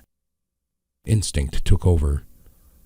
Ian's hand darted to the pistol, his fingers wrapping around the worn grip. He raised the weapon, his arm surprisingly steady, the barrel pointing directly at the stranger's chest. "Don't move," Ian's voice cracked, a mixture of fear and bravado. The man slowly turned, his face illuminated by the firelight. He had a rugged, weathered face with eyes that seemed to glint in the darkness. A thick beard covered his jaw, a reflection of a life lived on the edge. He raised an eyebrow, a flicker of amusement in his eyes. "Well now," he spoke, his voice deep and gravelly, "looks like Mary was wrong. There are no kids here after all." He noted Ian had the gravel to pull down on someone. Ian's breath hitched. Mary, his mother. The name, a forgotten echo from a life he had tried to bury, sent a jolt through him. He hadn't heard it spoken in, how long? Years? A lifetime? "Who are you?" Ian demanded, his voice trembling slightly. The man chuckled, a low rumble in his chest. "Name's Jake," he said, his eyes still fixed on Ian. "And you are?" Ian hesitated, the words catching in his throat. He hadn't used his real name in, well, he couldn't remember. It's Alex," he lied. The name was a shield, a barrier between him and the past he had tried to escape. Jake's eyes narrowed, a flicker of suspicion crossing his face. "Alex, huh? Is that a fact?" Ian's grip tightened on the pistol. It's none of your business, mister." Jake shrugged, his gaze returning to the pan. "Suit yourself, kid, but you might want to put that thing away before you hurt someone." He gestured toward the bacon with a wooden fork. Ian looked around. Henry is sleeping, and Lucas must be getting water, he thought.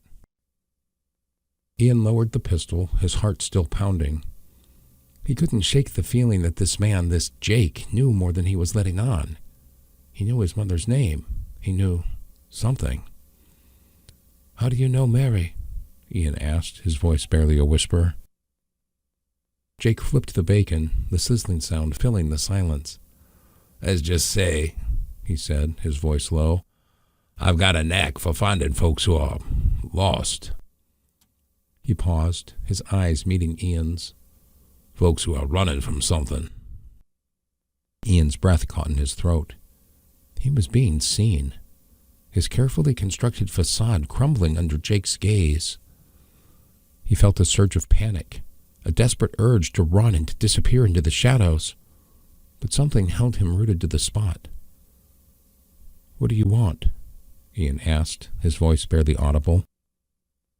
Jake's lips curled into a wry smile. "Maybe," he said, his voice a low rumble. "Just maybe. I want to help you find your way back home." The words hung in the air, heavy with unspoken promises and hidden dangers. Ian stared at Jake, his mind reeling. He had spent so long running, hiding, trying to forget. But now this stranger, this man who knew his mother, was offering him a way back. A way back to what? To the pain? To the guilt? To the life he'd left behind? He didn't know the answer, but as the smell of bacon filled his senses, a forgotten warmth spread through him, a flicker of hope in the darkness. Maybe, just maybe, this was the start of something new. Maybe this was the chance he had been waiting for. The silence stretched, thick with unspoken questions and simmering tension. Ian gripped his pistol tighter again, the worn metal a cold comfort against the turmoil in his gut. He knew he should be angry and demanding answers, but all he could manage was a hoarse whisper. "Who are you?" Jake chuckled, a low rumbling sound that echoed through the trees. "Just a friend, kid. Just a friend." "A friend who knows my mother?" Ian scoffed, the bitterness twisting in his voice. "A friend who shows up unannounced in the middle of the night?" "A friend who knows you is not who you say you are," Jake countered, his eyes boring into Ian's. "A friend who knows you is running from something you can't outrun." Ian flinched, the words hitting their mark. He wanted to deny it, to deflect, but Jake's gaze held him captive. He felt exposed and vulnerable, the carefully constructed walls he had built around himself crumbling under the weight of this stranger's knowledge. "What do you want?" Ian asked, his voice barely a whisper. "I want to help you," Jake said, his voice softening. "Your family, they miss you. They want you back." "They're better off without me," Ian muttered, the familiar ache of guilt settling in his chest. "That's not for you to decide," Jake said, his voice firm. "They deserve a chance to tell you that themselves." Ian's head snapped up, his eyes widening. "They're looking for me?" Jake's voice was quiet, but it hit Ian like a physical blow. "Your mother, Mary, she never stopped looking, not for a single day. And your brothers and sister, they have grown so much, you wouldn't even recognize them." The words crashed over Ian, a tidal wave of feelings he had spent years trying to drown. Guilt, sharp and biting, mixed with confusion, making his head spin. And then, a tiny, fragile spark of something he barely dared to name. Hope. He had built a fortress of lies around himself, convinced he was doing them a favor by disappearing. But what if he had been wrong all along? "Why?" he choked out, his voice barely a croak. "Why would she even want me back?" Jake's eyes were gentle, understanding. "Because you are her son, Ian. Because mothers don't just stop loving their children. Ever," Jake said, his voice gentle.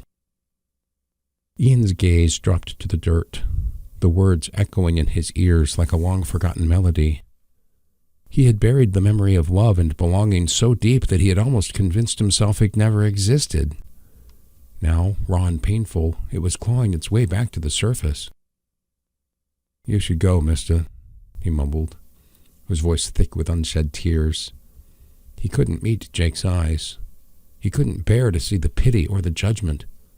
"We don't need your help." Jake sighed, his shoulders slumping slightly. "Suit yourself, kid. But if you ever need a roof over your head, food in your gullet, or a place to sleep, you know where to go." He turned and vanished into the shadows, leaving Ian alone with the ghost of his past. A bitter mix of anger and something that felt dangerously close to gratitude churned inside him. He didn't want to need this man, didn't want to owe him anything. But the knowledge that his mother was still out there, still searching, was a crack in his carefully constructed armor. He could keep running, keep pretending, keep burying the past, or he could face it. He could confront the guilt and the shame and maybe, just maybe, find his way back to the family he had left behind. The decision was his, and it felt like the weight of the world was resting on his shoulders. The ashes of the fire glowed a dull red, casting long, wavering shadows across the clearing. The air was thick with the lingering scent of bacon and the unspoken tension that hung between them. Henry, who had been pretending to sleep, sat up, his gaze fixed on Ian's rigid posture. "Who was that?" Henry asked, his voice low, breaking the silence. Ian flinched, his eyes darting toward Henry. "Just some guy," he muttered, his voice tight. "Some guy who knows your mother's name?" Henry insisted with a firm gaze. "Some guy who says your family is looking for you?" Ian looked away, his jaw clenched. "It's complicated." "Complicated how?" Henry asked, his voice softer now. He had seen the flicker of vulnerability in Ian's eyes, the raw emotion that had surfaced with the mention of his mother. He knew what it was like to carry the weight of a broken past. I haven't thought about them much," Ian admitted, his voice barely a whisper. "Things got hectic, and I've just been trying to survive." Henry nodded in understanding. "Survival has a way of pushing everything else aside." "Yeah," Ian said, his voice flat and drained. "Yeah, it does." Lucas, returning with a bucket of water, stirred, his gaze fixed on the newly tended fire. "Family's important," he said, his voice rough as hardened stone, "even when you think they ain't." "He asked to speak with you for a few," Lucas noted. Ian looked at Lucas, his eyes filled with confusion and longing. I don't know," he stammered. "I don't know what to do." "You don't have to decide tonight," Lucas said, his voice gentle. "But you do have to decide, eventually." Henry watched as Ian's gaze drifted toward the darkness beyond the firelight. He saw the turmoil in the boy's eyes, the battle between the desire for connection and the fear of the past. I thought I was doing the right thing," Ian said, his voice thick with emotion. "I thought they would be better off without me." "Sometimes," Henry said, his voice low, "the right thing is the hardest thing." A heavy silence descended over the clearing, broken only by the crackling of the fire and the distant hoot of an owl. They sat there, 3 men bound by circumstance, each carrying the weight of their own choices and regrets. "We all make mistakes," Lucas said, his voice echoing through the stillness. "We all have things we wish we could change, but we can't change the past. We can only choose how we move forward." Ian nodded, his gaze fixed on the flames. I don't know if I can go back," he whispered. "You don't have to go back to the way things were," Henry said, his voice filled with quiet understanding. "You can build something new. You can find a way to make things right." "But what if I can't?" Ian asked, his voice laced with fear. "What if I've ruined everything?" "Then you try," Lucas said, his voice firm. "You keep trying until you can't try anymore." He paused, his gaze meeting Ian's. "That's what family does. They don't give up on you, and you don't give up on them." The words hung in the air, a promise, a challenge, a lifeline. Henry watched as Ian's shoulders slumped, the tension slowly draining from his body. He saw the flicker of hope in the boy's eyes, realizing that maybe he wasn't alone. As the fire died down, casting long shadows, Henry realized they were bound by their shared experiences, struggles, and humanity. They were a makeshift family, forged in the fires of hardship, and they would face whatever came next together. The first slivers of dawn, pink and gold, pried open the darkness, pushing back the long, cold shadows. A shiver still ran through the air, a reminder of the night. But something else was stirring in the camp, a nervous energy. Ian, his eyes still a little puffy from everything, knelt by the dying fire. He poked at the gray ashes, coaxing them back to life, a tiny orange glow mirroring the spark of something new he felt inside.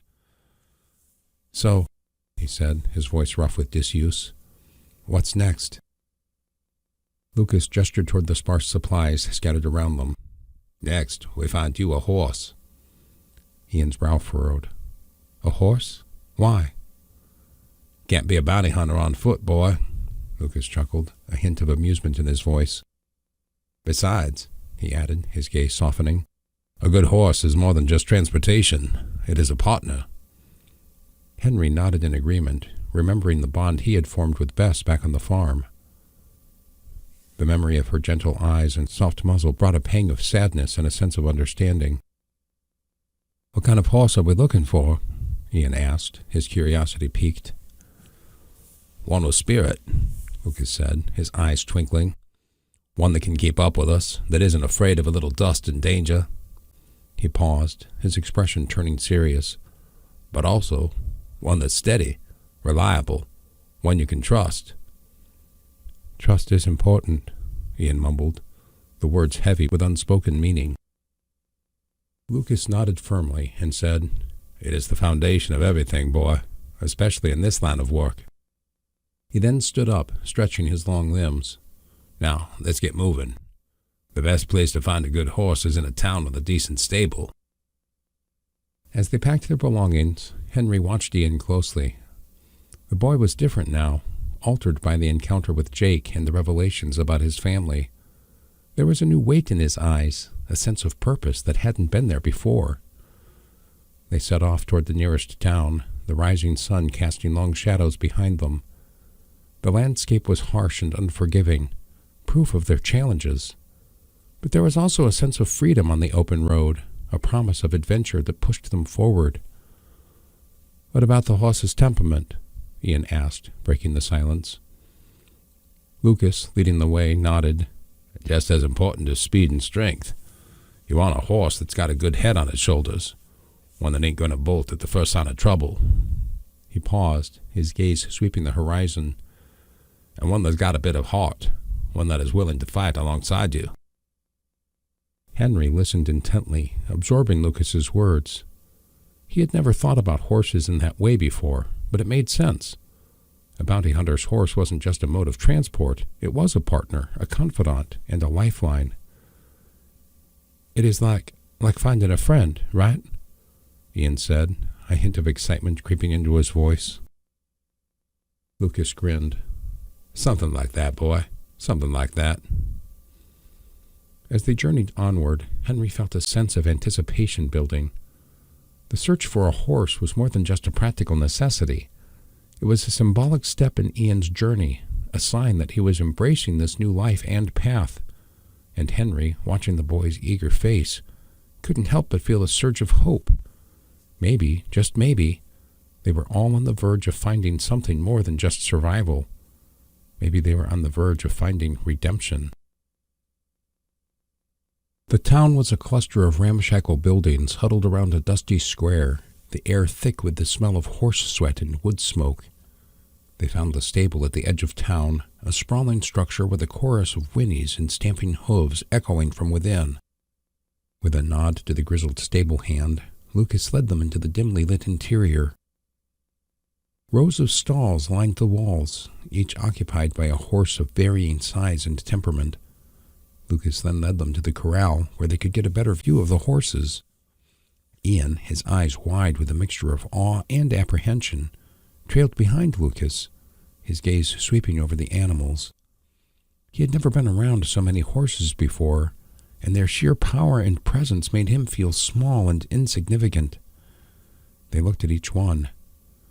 Lucas assessed each horse with a practiced eye, pointing out strengths and weaknesses and explaining the nuances of conformation and temperament. Ian listened intently, trying to absorb the information, but his attention kept drifting. He felt overwhelmed, lost in a sea of horseflesh. Suddenly, a movement caught his eye. A scruffy, flea-bitten gray Appaloosa, standing about 15 hands high, was peering out from a stall at the far end of the table. Its coat was dull and patchy, its mane and tail tangled, but its eyes were bright and intelligent. Before Ian could react, the Appaloosa nudged the stall door open with its nose and strolled towards him, its hooves clattering on the packed earth floor. It stopped in front of Ian, its warm breath ghosting across his face, and then with a playful nip, it tugged at his hat, sending it tumbling to the ground. Ian blinked, surprised, and then a slow smile spread across his face. The Appaloosa's antics were unexpected, almost comical, and they broke through the tension building inside him. He reached out a hesitant hand, and the horse nuzzled against his palm, its muzzle soft and warm. "Well, look at that," Lucas said, a hint of amusement in his voice. "Looks like you've got a fan." Ian laughed, a genuine, unburdened sound he hadn't heard from himself in a long time. He felt an immediate connection to the Appaloosa, a sense of familiarity that he couldn't explain. It was as if the horse had chosen him, not the other way around. He's perfect," Ian stammered, his eyes shining. He's got personality." Lucas chuckled. "Personality and a good head on his shoulders. See how he came right to you? He's got a gentle eye, too."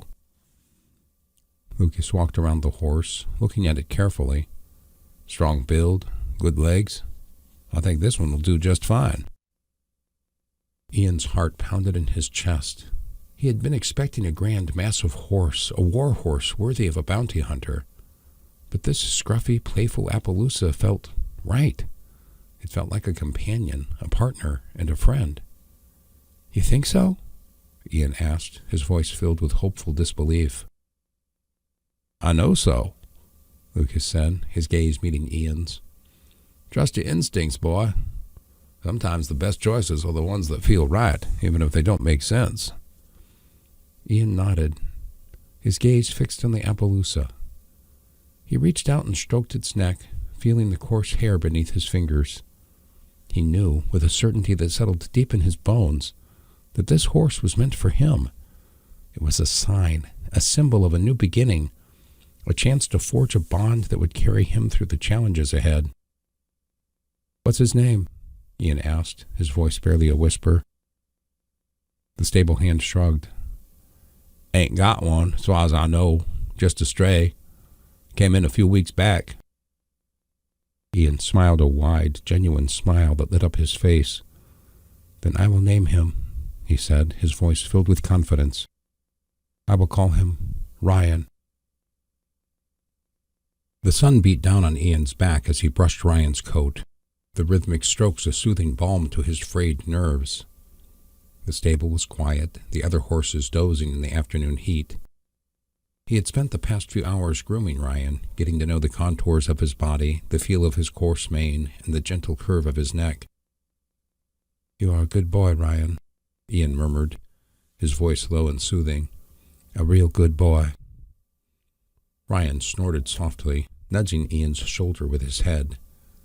Ian laughed, a genuine carefree sound that he hadn't heard from himself in a long time.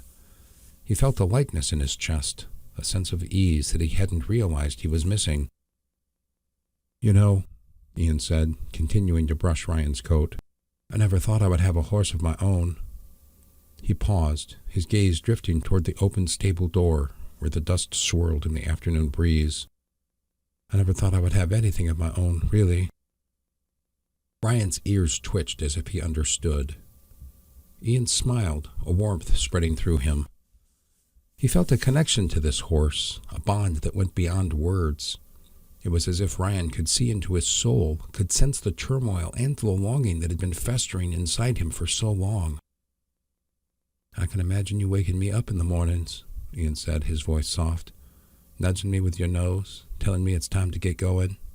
He chuckled. "Lucas would probably have a fit if you did that, though." Ryan snorted again, and Ian swore he saw a glint of amusement in the horse's eyes.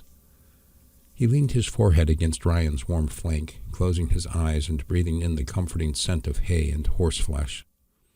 "You are a good listener, Ryan," Ian whispered. "Better than most people I know." He felt a sense of peace settling over him, a calmness he hadn't experienced in years. He'd spent so long running, hiding, trying to forget. But now, with Ryan by his side, he felt a glimmer of hope, a sense that maybe, just maybe, he could find a place in this world where he belonged. He spent the rest of the afternoon with Ryan, talking to him and sharing his fears, dreams, regrets, and hopes. Ryan listened patiently, his large dark eyes filled with understanding. And as the sun began to set, casting long shadows across the stable, Ian felt a sense of gratitude inside him. He wasn't alone anymore. He had Ryan, and that was enough. For now, at least, it is enough. The last rays of the setting sun painted the sky in streaks of fiery orange and deep violet as they saddled their horses. Ryan, now sporting a makeshift saddle and bridle, stood patiently, his eyes bright and alert. Ian, his heart lighter than it had been in years, patted Ryan's neck, a surge of affection washing over him. "Ready to go, boy?" he murmured, his voice filled with confidence. Ryan snorted softly as if in reply. Ian smiled a genuine, unburdened smile that reached his eyes. He felt a sense of excitement and anticipation for the journey ahead. "We have enough bounty money to get us started," Lucas said, his voice firm as he checked the straps on his saddle. "And now, with Ryan, we can cover more ground." "It feels different," Ian said, his gaze fixed on the horizon. "Like we are actually going somewhere." "We are," Henry said, his voice low but filled with conviction. "We are going to make a life for ourselves." Ian nodded, his gaze drifting toward the thought of returning home. The stranger's words, the promise of family, still echoed in his mind. He didn't know if he was ready to face his past, but he knew he couldn't ignore it forever. "Maybe," he whispered, "maybe we can find my family too." Lucas's gaze softened. "That's up to you, Ian," he said, his voice gentle. "But we'll be here for you, whatever you decide." Ian looked at Lucas, then at Henry, his heart swelling with gratitude. He had found a family in these two men, a bond forged in hardship and strengthened by trust. He wasn't alone anymore. "Thank you," he said, his voice thick with emotion, "for everything." They mounted their horses, the leather creaking beneath them. The air was still. The only sound was the gentle snorting of the horses and the rhythmic creak of their saddles. "Let's ride," Lucas said, his voice filled with quiet determination. They urged their horses forward, the hooves thundering against the dusty ground. As they rode toward the setting sun, Ian felt a sense of hope blooming in his chest. The future was uncertain and filled with challenges and dangers, but he had Ryan, he had Lucas, he had Henry, and he had a chance to make things right. He glanced back at the town, a cluster of buildings fading into the distance. It was a place of new beginnings, where he had found a friend, partner, and hope. He looked toward the horizon, where the sky bled into deep purples and oranges. He would find his family. He would make things right. He would live.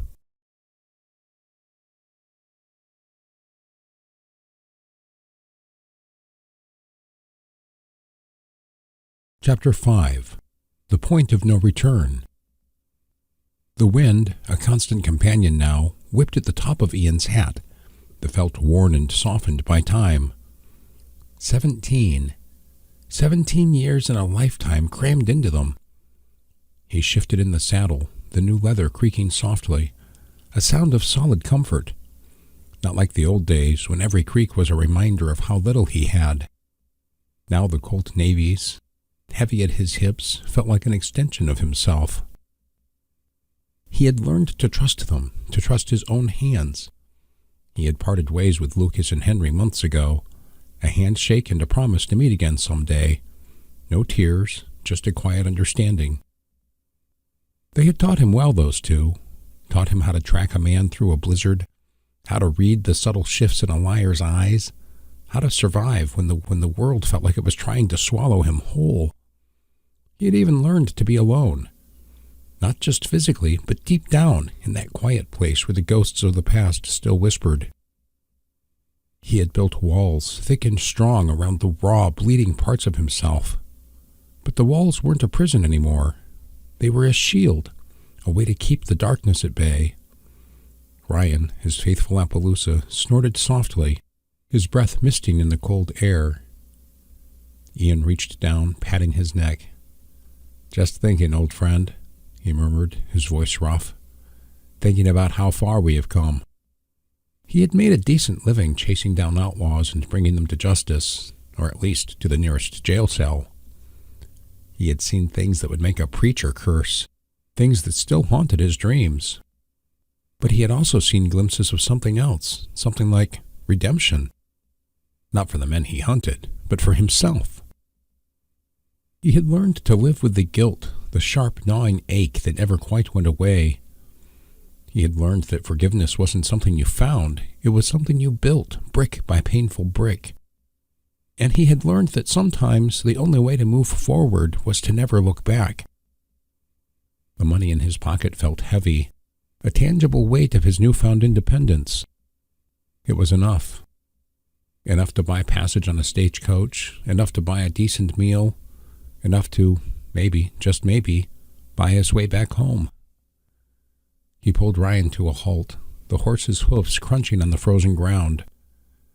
The sun was setting, casting long shadows across the deserted landscape. He closed his eyes, the image of his mother's face blurred and faded, flickering in his mind. "Time," he whispered, the word a dry rasp in his throat. "Time to see if those walls can hold." He opened his eyes, a flicker of something like hope, or maybe just a desperate kind of courage, burning in their depths. He turned Ryan towards the east, towards the place he had left behind, towards the family he had never stopped missing. The ground ate up the distance, each thump of Ryan's hooves a dull, steady beat against the quiet. The sun, bruised and bleeding across the horizon, smeared the sky with purples and gold that looked like a bad bruise. The air was heavy with the smell of damp earth and wood smoke, a scent that clawed at the back of Ian's throat, a ghost of a memory he couldn't quite grasp. It wasn't just a smell, it was a weight, a pressure, a reminder of a life he had tried to bury, now rising up to meet him. He had been running for so long, trying to outrun the ghost of his father, the echo of his mother's sobs, the weight of his own guilt. But the ghosts had followed him, their whispers growing louder with each passing year. Now they were a chorus, a relentless urging to turn back, to face the past. The thought of her, his mother Mary. Her face, once a beacon of warmth and laughter, had become a faded photograph in his mind, a collection of fragmented memories. He remembered the way she used to hum old lullabies while she kneaded dough, the scent of her lavender soap lingering in the air. He remembered the feel of her hand in his, small and warm, leading him through the fields. "She probably won't even recognize me," he muttered, his voice swallowed by the wind. "Or maybe she will." He had changed, that much he knew. The boy who had fled in the dead of night was gone, replaced by a man hardened by years of solitude and danger.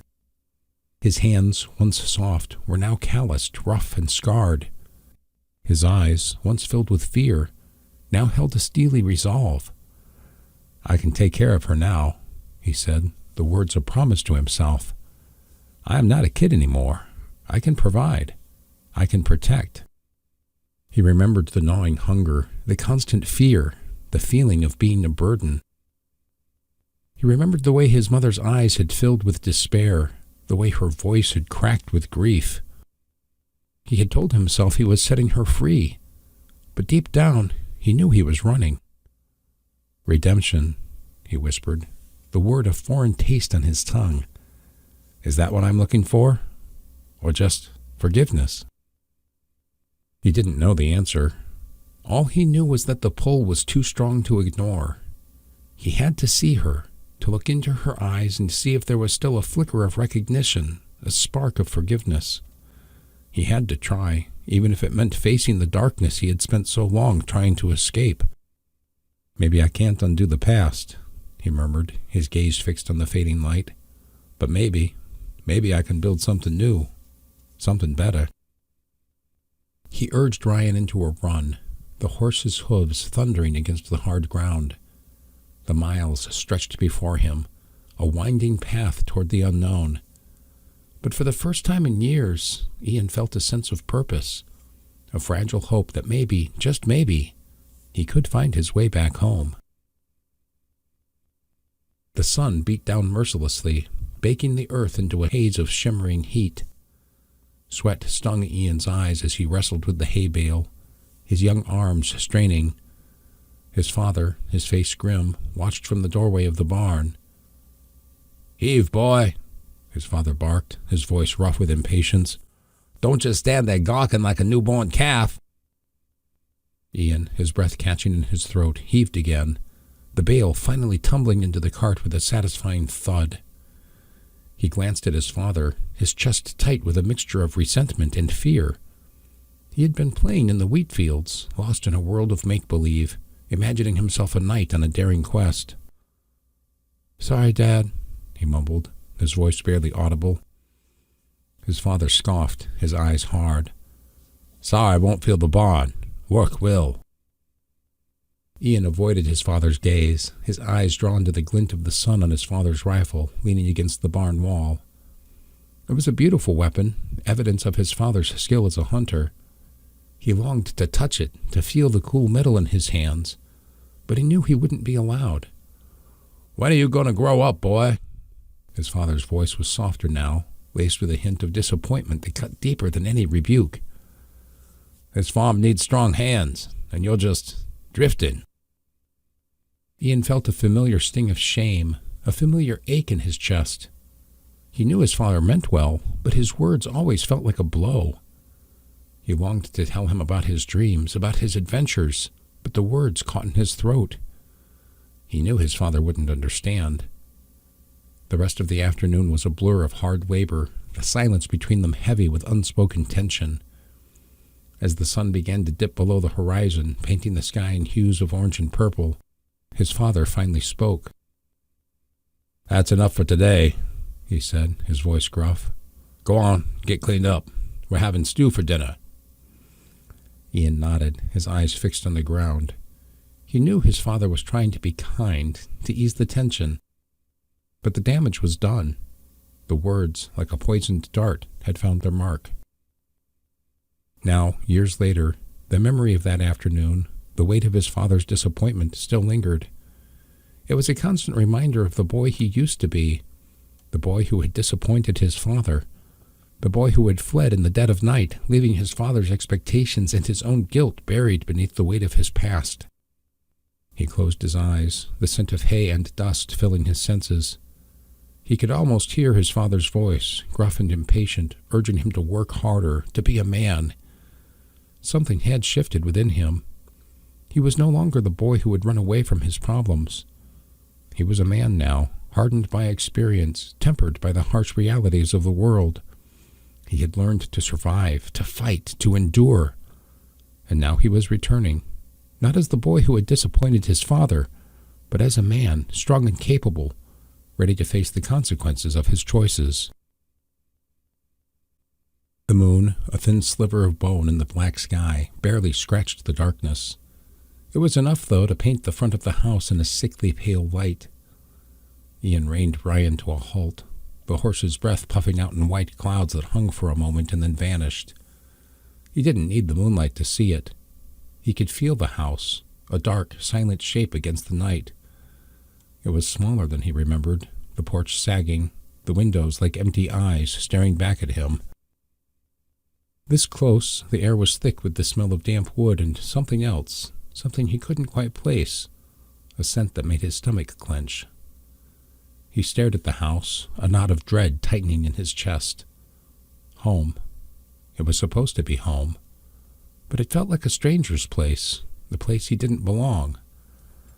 "They won't even remember me," he muttered, his voice a dry rasp in the silence. Years, that had just vanished, like I never existed. He pictured his mother, her face etched with worry, her eyes searching the horizon for a son who would never return. He imagined her rebuilding her life, finding a way to cope with the loss and filling the void he had left behind. "Maybe they're better off," he whispered, the words a bitter taste on his tongue. "Maybe I was just a burden, a reminder of everything that went wrong." The memory of his father's words, the weight of his disappointment pressed down on him, suffocating him with guilt. He had failed him, failed his family, failed himself. What if they hate me?" he asked, his voice trembling slightly. "What if they look at me and see him, the boy who ran?" He closed his eyes, and the image of his father's face, stern and unforgiving, burned into his mind. He could almost hear his voice echoing through the empty spaces of his memory, a constant reminder of his failures. "He would be ashamed of me," he whispered the words of a confession. "He'd see what I have become, a bounty hunter, a man who lives by the gun." He opened his eyes, the darkness stretching before him, a vast and unforgiving expanse. He felt a surge of panic, a desperate urge to turn back, to flee into the shadows, to disappear once again. But something held him rooted to the spot. A flicker of hope, a fragile ember of longing burned in his chest. He couldn't run anymore. He couldn't hide from the past. He had to face it, to confront the ghosts that haunted him, to seek redemption, or at least some shred of peace. "I have to try," he said, his voice stronger now with determination. "I have to see if there's still a place for me, a place where I belong." He urged Ryan forward, the horse's hooves crunching on the frozen ground. The miles stretched before him, a winding path toward the unknown. He didn't know what he would find at the end of the journey, but he decided to go somewhere else before going home. The saloon was a haze of smoke and flickering lamplight, a refuge from the biting cold outside. Ian slid onto a stool at the bar, the warm wood cool beneath his calloused hands. The air was thick with the scent of stale beer and cheap whiskey, a familiar, comforting aroma. "Whiskey," he rasped, his voice rough from the wind. The bartender, a grizzled man with a weary smile, poured a generous measure, the amber liquid catching the light. Ian took a long swallow, the burning sensation a welcome distraction from the turmoil in his mind. "Long ride?" the bartender asked, his voice a low growl. "Long time," Ian replied, his gaze fixed on the swirling patterns in the whiskey. "Long time coming home." The bartender raised an eyebrow, a flicker of curiosity in his eyes. "Home, huh? And many folks around here come back?" Ian shrugged, taking another sip of his drink. "Got some unfinished business." He swirled the whiskey in his glass, the liquid reflecting the dim light like a pool of liquid gold. "Been gone a long time," he murmured, his voice barely audible. "Don't know what I'll find when I get there." "Family?" the bartender asked, his voice softening. Ian nodded, a lump forming in his throat. "Mother, brothers, sister, if they're still there." "They'll be there," the bartender said, his voice firm. "Family don't just disappear. They wait. They remember." Ian wanted to believe him, to cling to the hope that his family had been waiting for him, longing for his return. But the doubts, the fears, the guilt filled him, whispering insidious lies. "What if they don't want me back?" he asked, his voice laced with a desperate vulnerability. "What if they've moved on? What if they're better off without me?" Bartender chuckled, a low, reassuring sound. "Kid, mothers don't forget. Fathers don't either. They might be mad, might be hurt, but they don't forget." He slid a bottle of whiskey across the bar. "Have another. It'll warm your bones and your spirit." Ian poured himself another drink, the whiskey burning a path down his throat. He felt a strange mix of emotions, a chaotic swirl of fear and longing, hope and despair. "Maybe you're right," he said, his voice thick with emotion. Maybe they'll be happy to see me." "They will," the bartender said, his eyes twinkling. "They'll see you have grown, You have become a man. They'll be proud.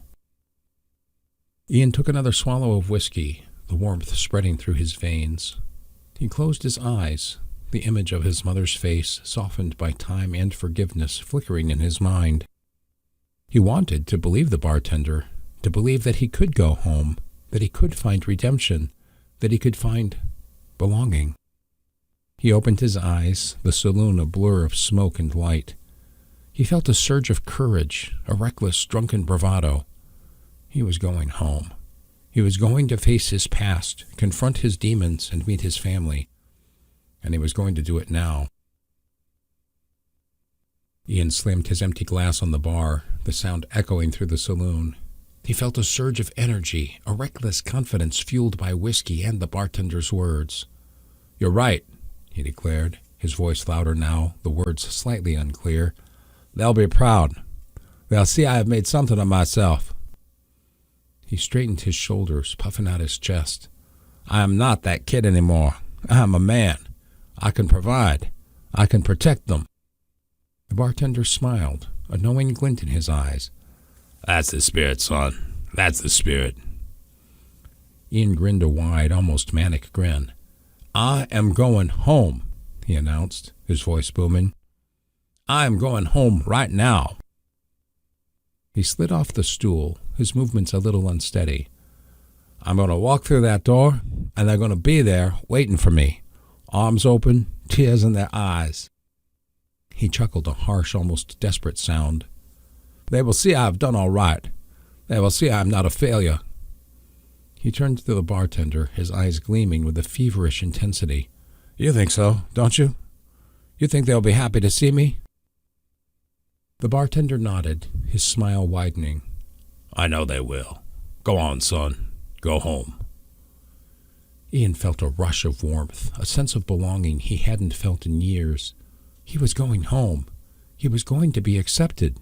He was going to be loved. He stumbled towards the door, his hand on the latch. "I'm going to be welcomed back like a hero," he muttered, his voice thick with emotion. "They'll see I have changed. They'll see I am worthy." He paused, his hand trembling slightly. "It's been so long," he whispered, his voice barely audible. "So long since I have felt connected. So long since I have felt like I belonged." He closed his eyes, the image of his family waiting for him, welcoming him, filling his mind. He wanted to believe it so badly, to cling to the hope that he could finally find his place in the world. He opened his eyes, a flicker of vulnerability in their depths.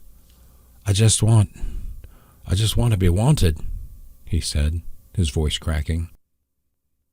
The bartender's smile softened. "You are wanted, son. You are wanted."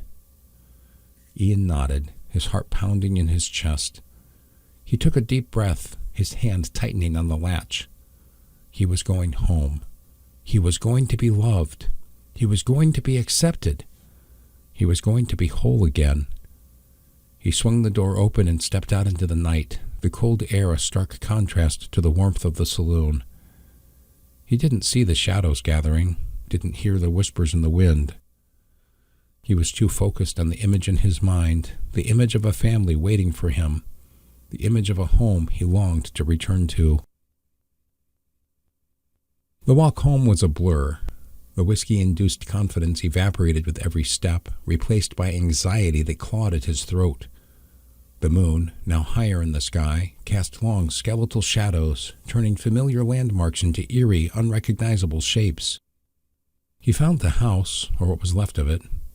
It was smaller than he remembered, the paint peeling and the porch sagging.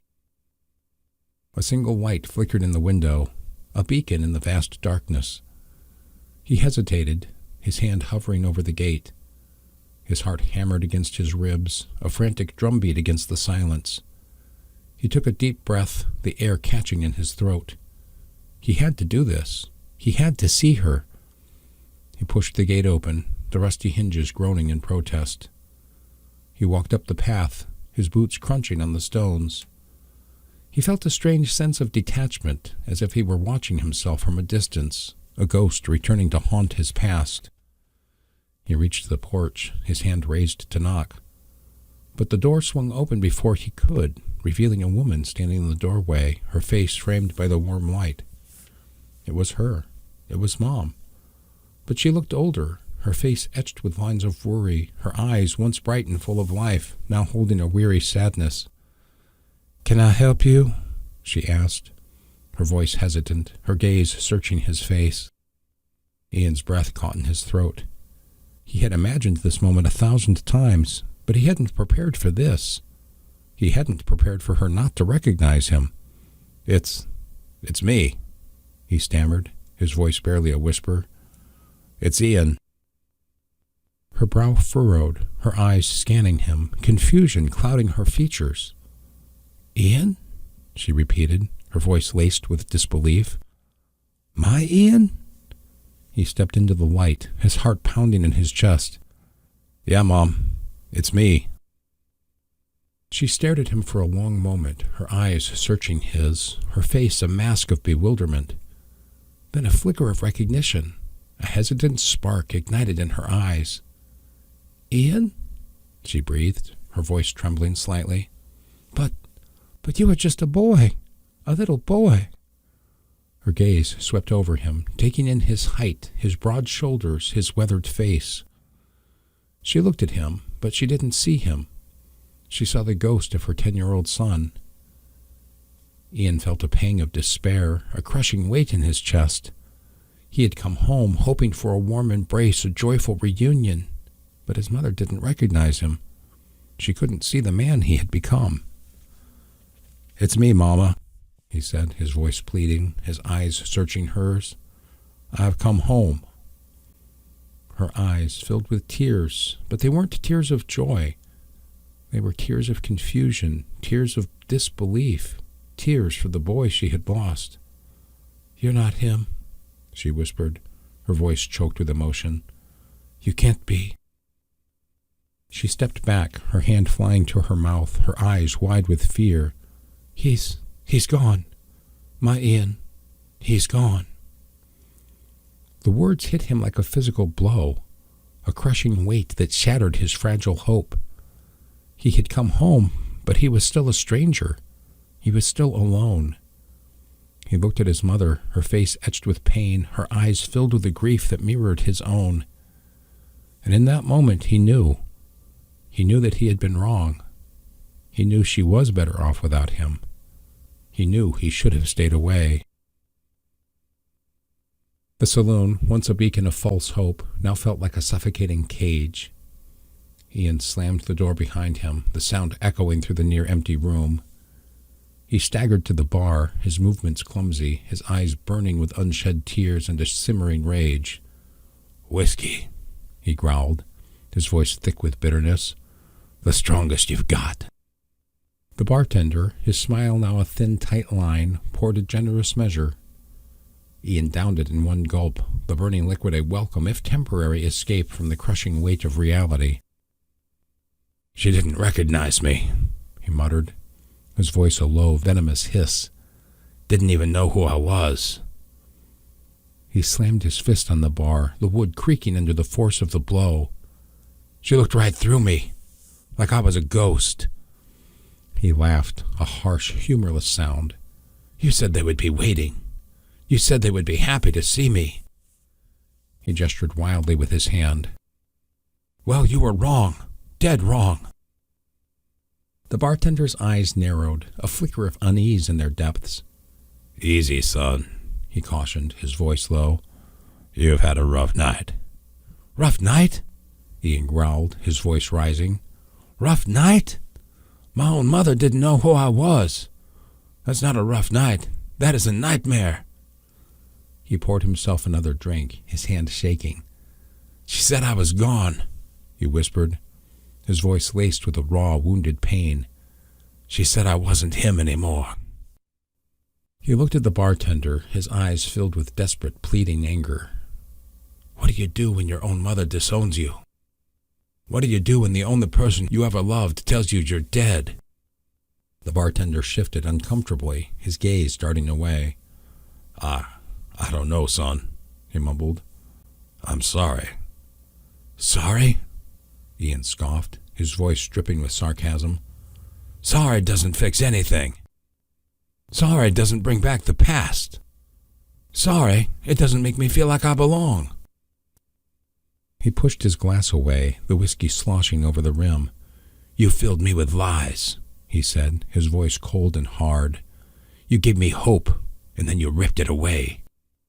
He stood up, his movements unsteady, his eyes burning with a dark, dangerous intensity. I'm done, he declared, his voice a low, menacing growl. I'm done with this place. I'm done with this town. I'm done with everything. He turned and stormed towards the door, his anger a tangible force that filled the room. He didn't care where he went or what he did.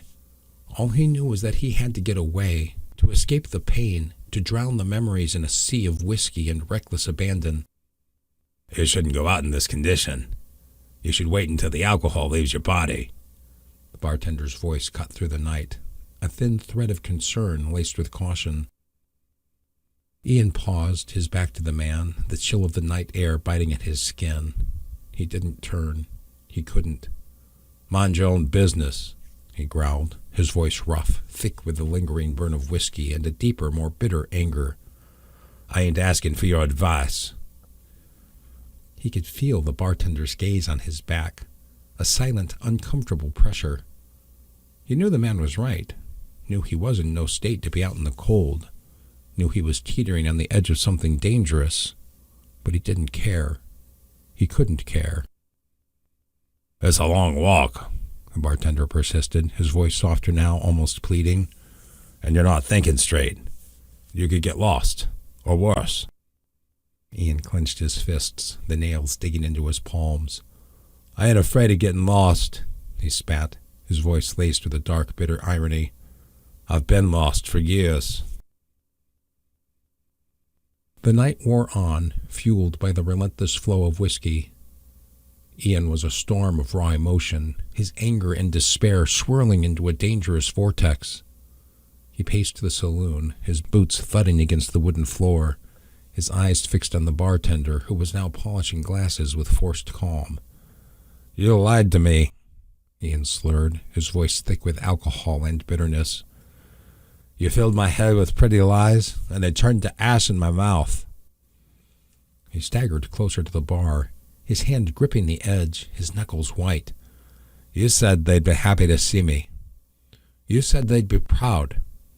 You made me believe I could go home. The bartender sighed, his shoulders slumping slightly. I just wanted to help, son, he said, his voice weary. I didn't mean to hurt you. Help? Ian scoffed, his voice laced with cruel mockery. You didn't help. You made it worse. You made me hope, and then you let me fall. He leaned closer, his face inches from the bartender's, his breath hot and heavy. You don't know what it's like, he whispered, his voice a low, menacing growl. You don't know what it's like to be alone, to be unwanted, to be a ghost in your own home. He grabbed the bartender's collar, his grip tight, his eyes burning with a wild, desperate rage. You made me feel like I belonged, he snarled, his voice trembling. You made me think I could be happy. And then you took it all away. The bartender's eyes widened, a flicker of fear in their depths. Let go, son, he said, his voice strained. You're drunk. You don't know what you're doing. I know exactly what I'm doing, Ian hissed, his grip tightening. I'm holding you responsible. You gave me hope, and now you're going to pay.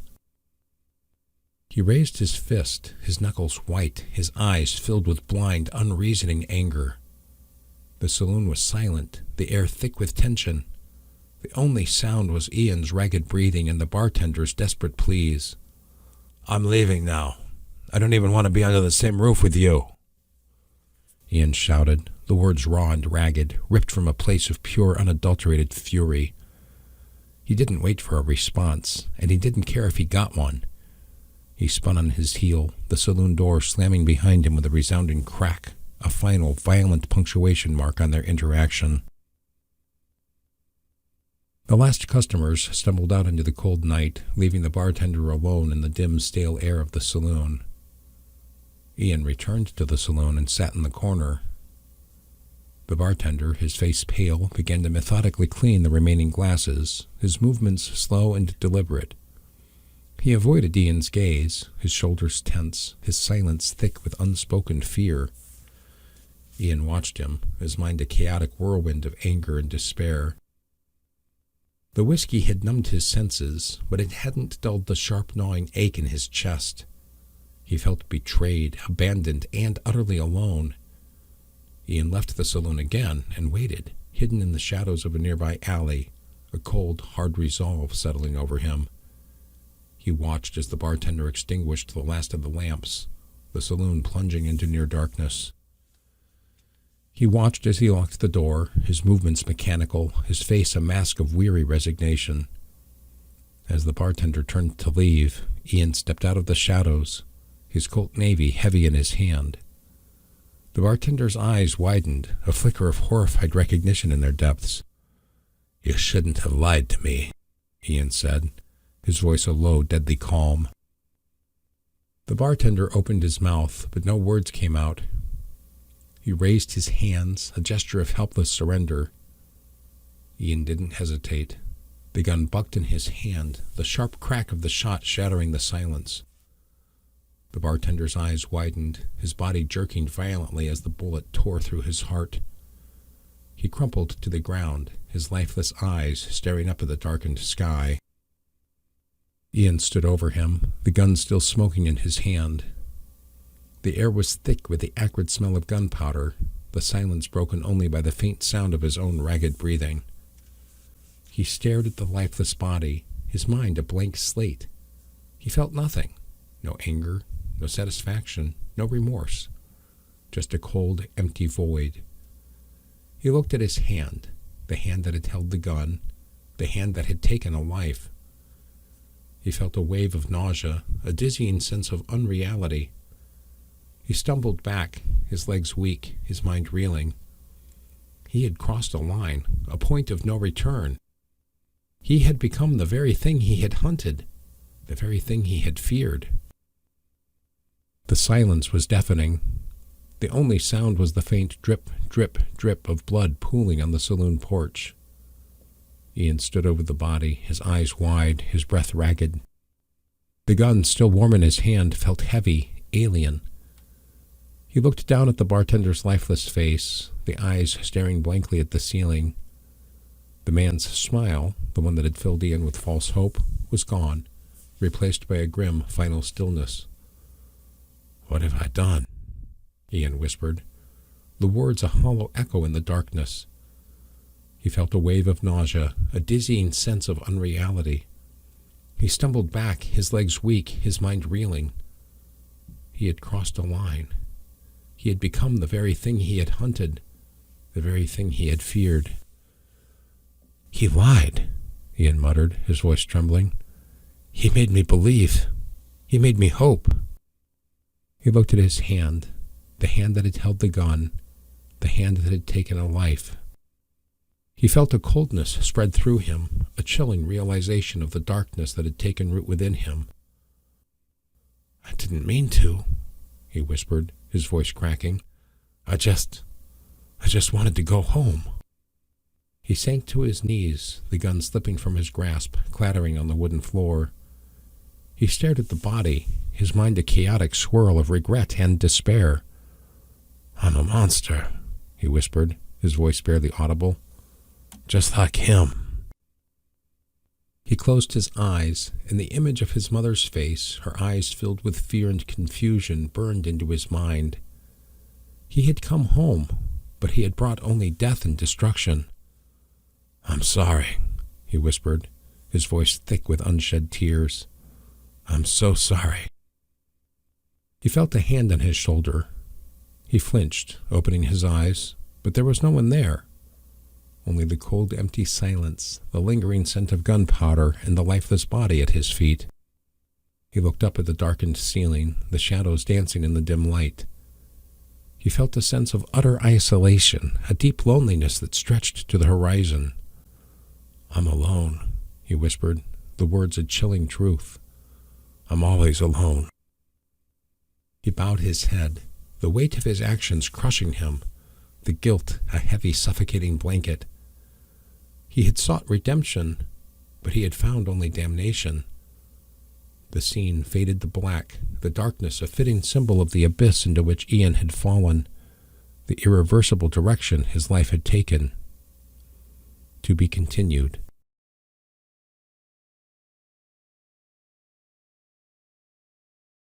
About the author. My name is Kelly Chilson. I am a student of human behavior and psychology. The events, for the most part, in this book are directly related to the events in my life. That is to say, they are based on true concepts that occurred in my life. I often thought about how my life would have been 100 years earlier and what type of cowboy I would have been with the same misfortune and life lessons that occurred throughout my life. There is also a lot of liberty taken to get us from point A to B, and it is my hope it was presented in a way that keeps you thrilled and engaged in the story as it has me throughout this process. The first chapter especially took me back to a time when I felt helpless throughout my childhood because of the suicide of my father. This book is a channeling of my most important life lessons and an explanation of how I moved through them. I have modeled the supporting characters after friends and acquaintances throughout my life. This is my first book. I hope it will take your mind on the journey and keep you focused. I am hoping to have 10 books in this series of Chronicles of Iron, and I hope you enjoy this journey with me as much as I enjoyed taking it. Life isn't always full of fun and joy, but it is important to keep a positive eye on the sky and dream about what could be or could have been. God bless you all, and thank you for your support in buying and or reading this series and these books. This book contains mature concepts such as suicide, violence, and alcoholism.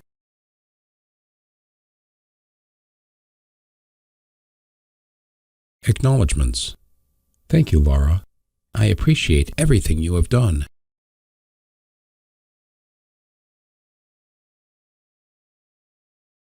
This has been Chronicles of Iron Thunder Road, written by Kelly Chilson, narrated by Stephen Floyd. Copyright 2025 by Kelly Chilson. Production copyright by Kelly Chilson.